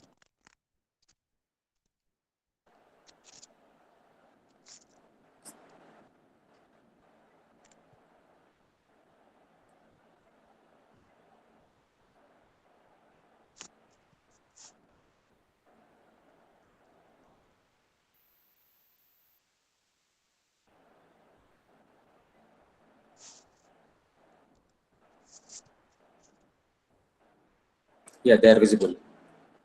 Thank you, sir. Deforestation is the burning issue in Kokrajhar district of Assam. Overutilization of forest resource for agricultural purpose and encroachment has resulted to its depletion in the district. The key reasons for man-animal conflict are encroachments of human beings in wildlife habitat for development purpose and survival purpose, as well as allowing livestock for grazing purpose in the study area. Due to increased of population, demand of resource, increased agricultural activities, the occurrence of man and animal conflict is very common in this district. Now, objective. Number one is to analyze the conflict between man and wildlife due to deforestation. And number two is to suggest some measures to mitigate the problem for sustainable ecological and social setup. Now, database and methodology. My study is the present study is based on primary and secondary source of data. The primary basic information was collected from elderly persons of the locality, and the secondary source of data have been collected from the Department of Forest Division, district census handbook, websites, published books, textbooks, articles, journals, etc. After collecting all information, the data were analyzed based on primary and secondary source of data. Now, present status of Forest Division and Wildlife Sanctuary in Kokrajhar district. There are 3 forest divisions in Kokrajhar district, namely Kusugaon Forest Division, Holtugaon Forest Division, and Porbotjora Forest Division. Besides all these forest divisions, there is a wildlife sanctuary which is famous for golden langur in Kokrajhar district of Assam. Now, the total area of Kusugaon Forest Division is 82,412 hectares. The encroachment is very high in this forest division, which is about 2,385 hectares. The population is increasing day by day in this district, which is about 13,165, and the villages which were set up during British period of working in forest, plantation, tree garden, etc. Porbotjora for the forest division has 14 number of forest villages with the total area allotted to them being 731 hectare. Now, the forest division at present includes 16 reserve forests, 8 proposed reserve forests with the total area of 45,525 hectares. Now, the Sokrasila wildlife. Sokrasila Wildlife Sanctuary covers a total area of 4,558 hectares. This sanctuary covers a total area, total encroachment area of 0.533 hectares. Now, man-animal conflict in the study area. Human-wildlife conflict leads to injury and loss of life of humans, crop damage, livestock destroyed, damage to human property, and destruction of habitat. Huge amount of compensation is provided by the government to tackle the situation. The conflict between human and wildlife has been prevailing in the Kusugaon and Holtugaon Forest Division of Kokrajhar district due to deforestation. Different living species have threatened with humans for living space and food. However, it is with the conflict with wild elephants that it has become the most serious concern in the districts. If adequate compensation for loss of crop and damage to house is made and better housing is provided to poor villagers near elephant habitat to prevent that during demolition of houses, such coexistence could be achieved to a great extent. There are an extreme example where the animal became extinct very recently. The elephant had killed 3 persons in 2008 to 2009. They had also destroyed 29 numbers of crop and houses in 2004 to 2005, and 46 numbers of houses in 2008 to 2009. Now, in Kusugaon Forest Division, it is recorded deaths from elephants number of 1 per year. The table showing the death report of the details reports of death of elephants during the year of 2017 to 2007 to 2017 under Kusugaon divisions. The total death during 2007 to 2017 is 15, and in Holtugaon Forest Division, the total number of death is 7 during 2017 to 2017. There is no death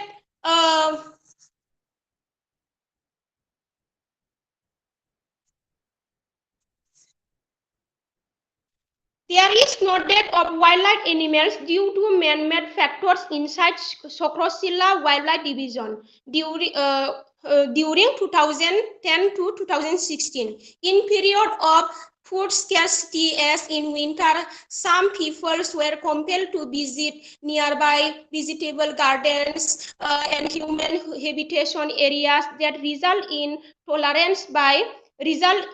intolerance by human beings and conflict. Similarly, the present stobblers industry, such as thermal power corporation at Salakati, is a great considering. It is only at a distance of 7 kilometers from Sokrosilla Wildlife Sanctuary. Golden langurs residing in the vicinity of human habitation are also prone to road accidents, dog bites, and electrocution. Most of the tea and rubber plantations are used insecticides, fungicides, etc. that leads into water and soil. Waste impacts the village organisms dependent on this resource. However, 7 golden langurs died due to man-made factors. Suggestions: to recover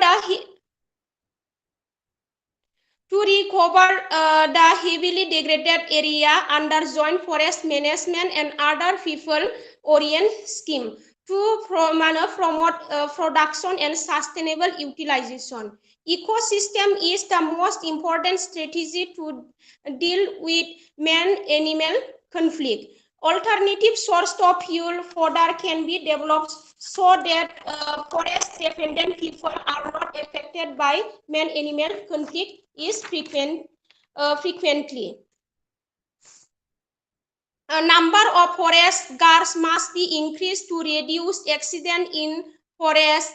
Famous for animal species encroachment in the habitat area or its prints are to be removed and to be discouraged. Human wildlife conflict leads to injury and loss of life of humans, crop damage, livestock destroyed, damage to human property, and destruction of habitat. This conflict is not going to end as the human population growing and the habitat available for elephant is shrinking. People generally get rid of conflict problem by killing wild animals, but it is not the ultimate solution. The conflict can be resolved by attitude, cooperation, and concerns of the local community. The government should avoid diversion of forest land of this habitat and its corridors for any other purpose of this place. Thank you, sir. Yeah, thank you, ma'am. Ma'am, you are representing from Assam, am I right? Yes, sir. Yeah, you are the research scholar or guest faculty? A guest faculty. You are working as a guest faculty. Yeah, it is very department. Okay. So generally, to meet all the participants from different states of the India, due to the online program, now it is a very yes, sir. To meet different enthusiastic researchers and scholars and academicians from all corners of the India. Thank you, sir. From our team for participating in this conference. Thank you, sir.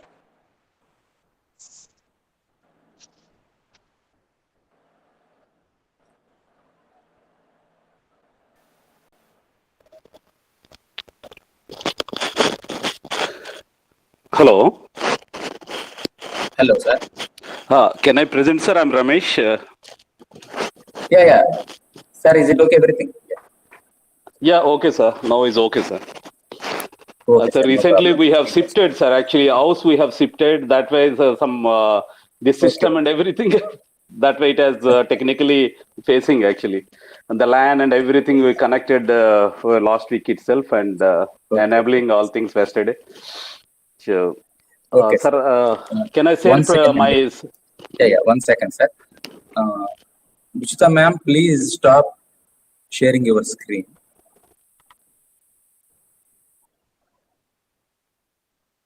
Yeah, sir, now you can share your screen, sir.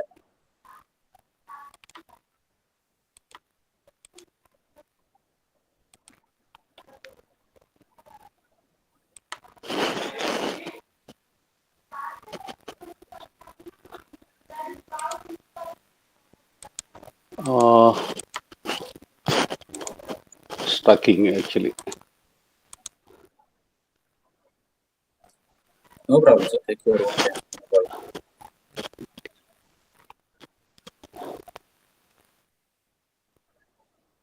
Now what?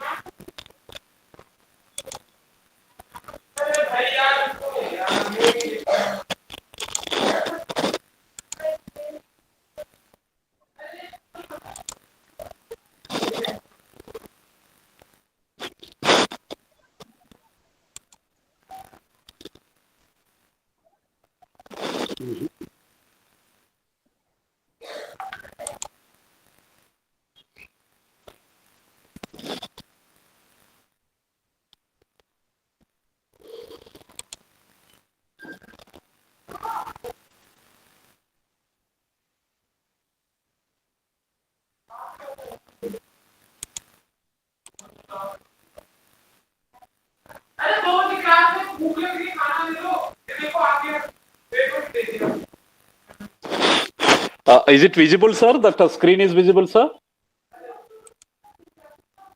No, sir.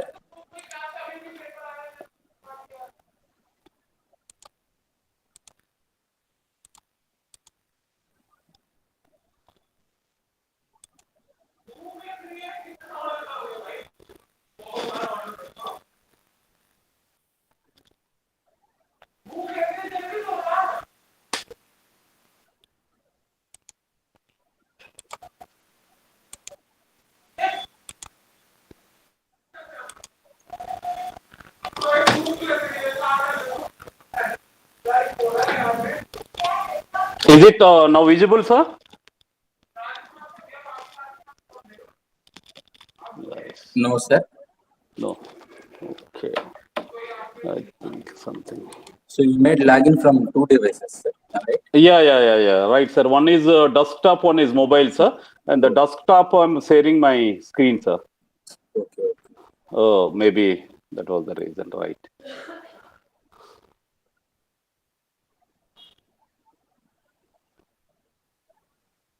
Sir, if there is any prolonged technical issue, at least try to Okay. give you a brief presentation, sir. Right. Because your paper theme and title, they are very, very useful Right, to sir. all the Right, academic sir. students. Right. Theme is very good, sir. Right. It looks. I don't know that why it is.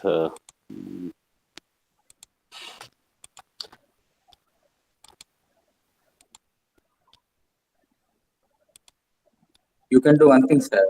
Yeah. From your mobile, you may choose the back camera because you are logged from 2 devices. You may show the slide from the desktop and you may continue also. Okay. That is also right. 19. In fact, if it's from office, it is very, very convenient, sir. Our technical team will be there. It will they to help us.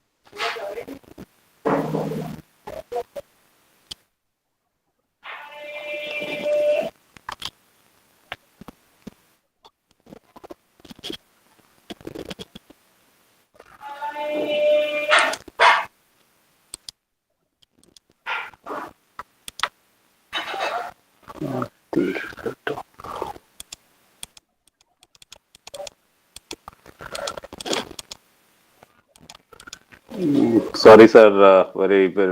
I think it's a tough. Somewhere it is stucking in my desktop actually. Okay, sir. I'll With the present in oral only, sir. briefing. Oral. Briefing, yeah. Right, sir. Right, sir. All right. Thank you so much, sir. I'm very much thankful to the organizer, and good afternoon to everyone, to all participants. Even yesterday I was watched day before yesterday I could not able to, but yesterday it was wonderful. The speakers which they have given very good presentations. I am Ramesh Nagala, working at Indian Council of Social Science Research as a director for the libraries. And I'm looking after the social science libraries across India, which we have pan-India libraries across all the states. And it's very good the opportunity to me to speak on this area, especially this emerging field of research data management. The research data management is very, very crucial in all sectors, in the whatnot, in all kind of health, science, social science, and engineering, management. In each area, this research data management is very, very crucial. This is the topic which is emerging field of research data management in academic research libraries, challenges for the information professional, particularly the how these what kind of challenges are facing by information professionals.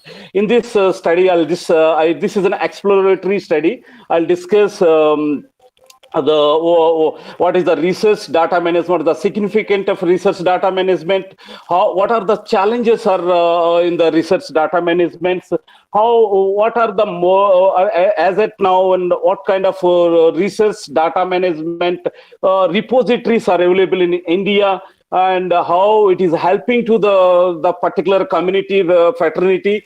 And at the end, I could give some kind of recommendations which can help to the to other fellows to resolve the issues. And particularly the research data management. What is the research data management?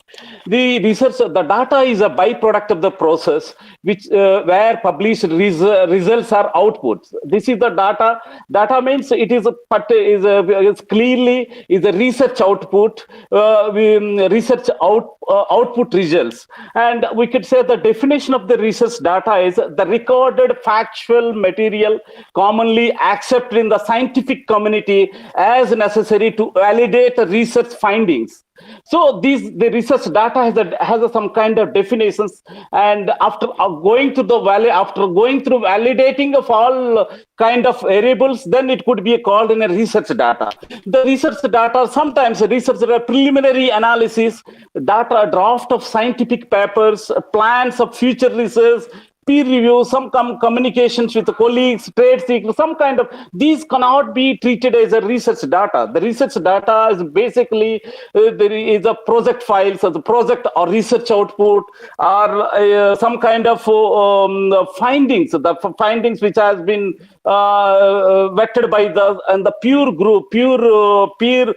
group and experts of the particular fields. These are, and as why the research data management is, why the research data management very is significantly, it's increasing its value in each and every sector, because it gives the better modeling, better prediction, and better analysis in order to resolve the issues. Once they resolve the issues, the development takes place in each and every field. Now, suppose we take a corona field. In the corona sector, we have a developer in our institution has the government of India has supplied the data regarding the corona, the patient data, health sector data. This all kind of data they have supplied to us, and we have given to our technical team. They analyzed the prediction model they have developed. This may be after 3 months, this could be this kind of challenges we may face, and this is the kind of predictions we could expect on the basis of the data. This is similarly particularly this corona this pandemic data is very very quietly helped in the government, and we and our research, especially our institution, Indian Council of Social Science Research Institution, ICMR, Indian Council of Medical Research, combinedly, collaboratively have done much work on this area, and very useful to the government while taking the policy decisions. So in this way, in each and every, and you can take the e-commerce also, they can take a better predictions and how the market will take place in the coming few months, few years, and what kind of consumers behaviors, how we need to take. This all depends on the data which we receive. And but very crucial challenge is that the collection of the data, the curation of the data, preservation of the data, and managing managing the data, and it is in a very very challenges. And apart from the very technical and legal issues also there, some data we could not share that data. So these are some kind of technical data. Some challenges are there. So in this work, I could brief that what kind of to find out the challenges in the research data management, and which were particularly how the librarians or academic libraries are facing, and what are some repositories, some recommendations which have. So these in this regard, I could say. So the libraries, how could related to this research data management. The libraries really, though earlier used to be the computer science engineers and the computer science technical people used to do, but they don't have a proper methodology the validation of the data. So that part has that responsibility given to the libraries. Libraries are playing a vital role with the data curation and data providing and data accessing, providing access to the kind of data and giving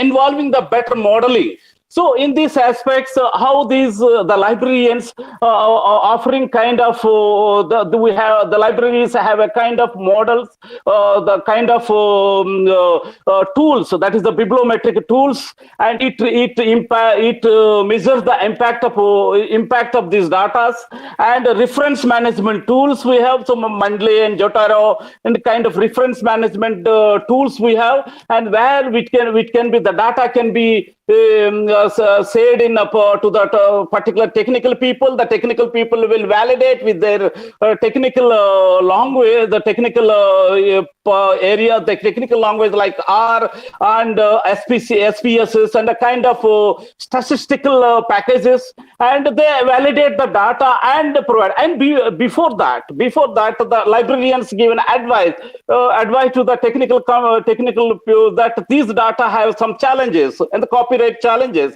which we cannot share the data to the public domain. So that need to be again that challenges need to be rectified by the librarians. The libraries will highlight those data and will fix that issues with regarding those data, and then it will be said to the particular communities. So in this way, the libraries and all, on the top of that, the library training programs to the particular technical people to update their knowledge. So in this way, this is a this way the research the research data it flows in the research institutions, as particularly in the research libraries are helping in this way to flow the data actually. So the some of the research data repository in India is suppose in agriculture, ICRISET in the government in India, the ICRISET have developed a kind of data repository where different kinds of in all crops, in all different kinds of crops having a kind of data sets. In each data have a very authenticated data. This data is very purely authenticated outcome of the research projects and research findings. Those data only, and these can be applied through modeling and predict the exact issues, challenges, or benefits of this certain area. Suppose in the agriculture has different crops are there, maize and wheat and rice. So these areas have data sets are already available. If anybody have working on these areas can go to the ICRISET data set services.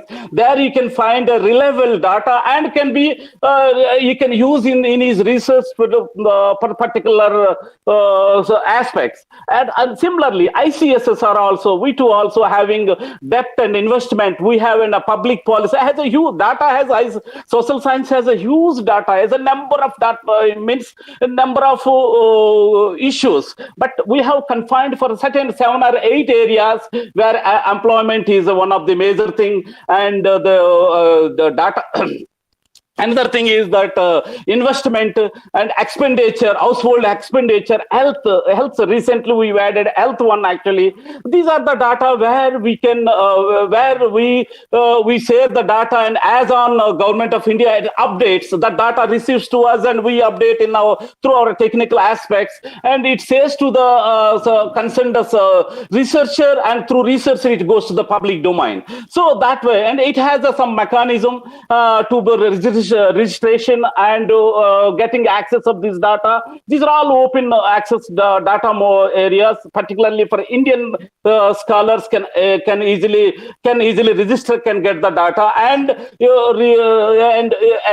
resolve the issues of the various issues of the societal issues in the societies. So and similarly, Indian Oceanographic Data Center. This is very challenges data which recently they have set up, and that data center, that data can used for various issues in oceanographic areas.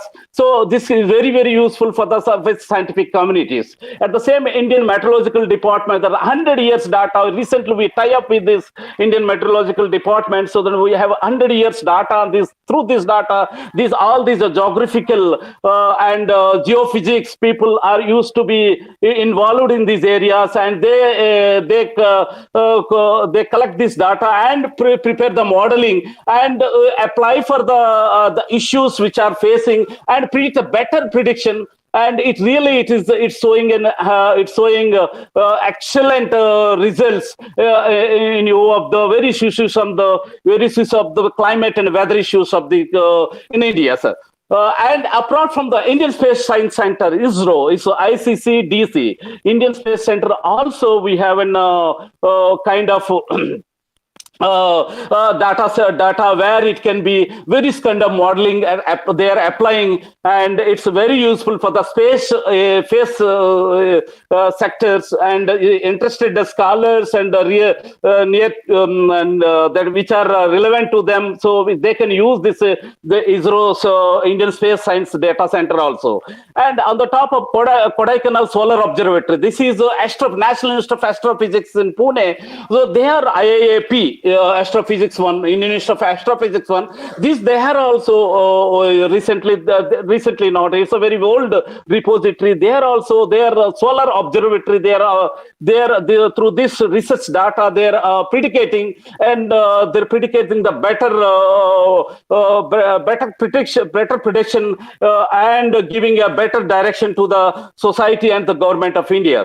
So on the top of that, the National Information Center, NIC, the National information center, it has, we all know well, it is connected almost, it was started their project, I think 2008 and 7, but within the span of the last 10 years, they have connected across in India, all states. They have they enlarged their activities, all government, e-governance, wherever the e-government activities there, they are connecting with them, and they're giving the cloud-based architecture and giving an access, and anybody, any government institution and even private institutions too also, they can approach if they are preparing a kind of e-governance model, kind of any projects and any kind of, they can get at a free of cost and all kind of information, and even the back end of the server, the cloud space also, they're giving it very nominal charges. It means just for simple rent, simple license charges, some kind of things, where they are giving it free of cost. They are giving an internet free of cost. These are all many infrastructure way they are giving, and they have helping in to the research community. In this way, these are some of the major research data repository in India, plays very vital in the kind of the challenges. What the challenges? Some of the challenges are particularly the emerging technologies are coming up. The emerging technology have come up, like data science, and like data science subset of the again data science, artificial intelligence, machine learning, IoT, and all kind of emerging technology have come up. These are it required the proper technical skill. It required in that in this area. There is a skill gap is there among the technical people and professionals, both in the librarians as well as the computer technical peoples. It requires this is one of the major challenge, and the top of that, funding is, of course, whatever the things government support, the funding again is an issue, and infrastructure is an issue. These are, and on the top of, and apart from that, and the departmental, among the departmental also, territorial struggle, we call among the departments also issue, there is a coordination is required. So then only this data management circle will fetch in a smooth manner and give in a better results. These are some of the challenges in research data management. And findings, some kind of findings in my exploratory study this research data management is the nascent stage of the development in India, actually. So it's emerging. This area is emerging, and institutional policy is not up to the mark. This is another finding, and it required to be. Thirdly, dedicated centers. The dedicated centers also it required. So dedicated data centers are required. So these are some of the findings have come up, and on the recommendations and the conclusion recommendation, I could say, so it required before implementation of any research data management in any institution, any sector, the libraries, of course, plays a vital role. Libraries and technical people need to have a coordination, and on the beside that, then the policy, they need to be explicitly, there need to be a data policy, the framing a data policy where need to be take care is why data repository is important, who owns the data, who is responsible for preserving and organizing the research data, and in case of a collaborative research, who will be preserve the data, what data should be retained, and who decided which data, what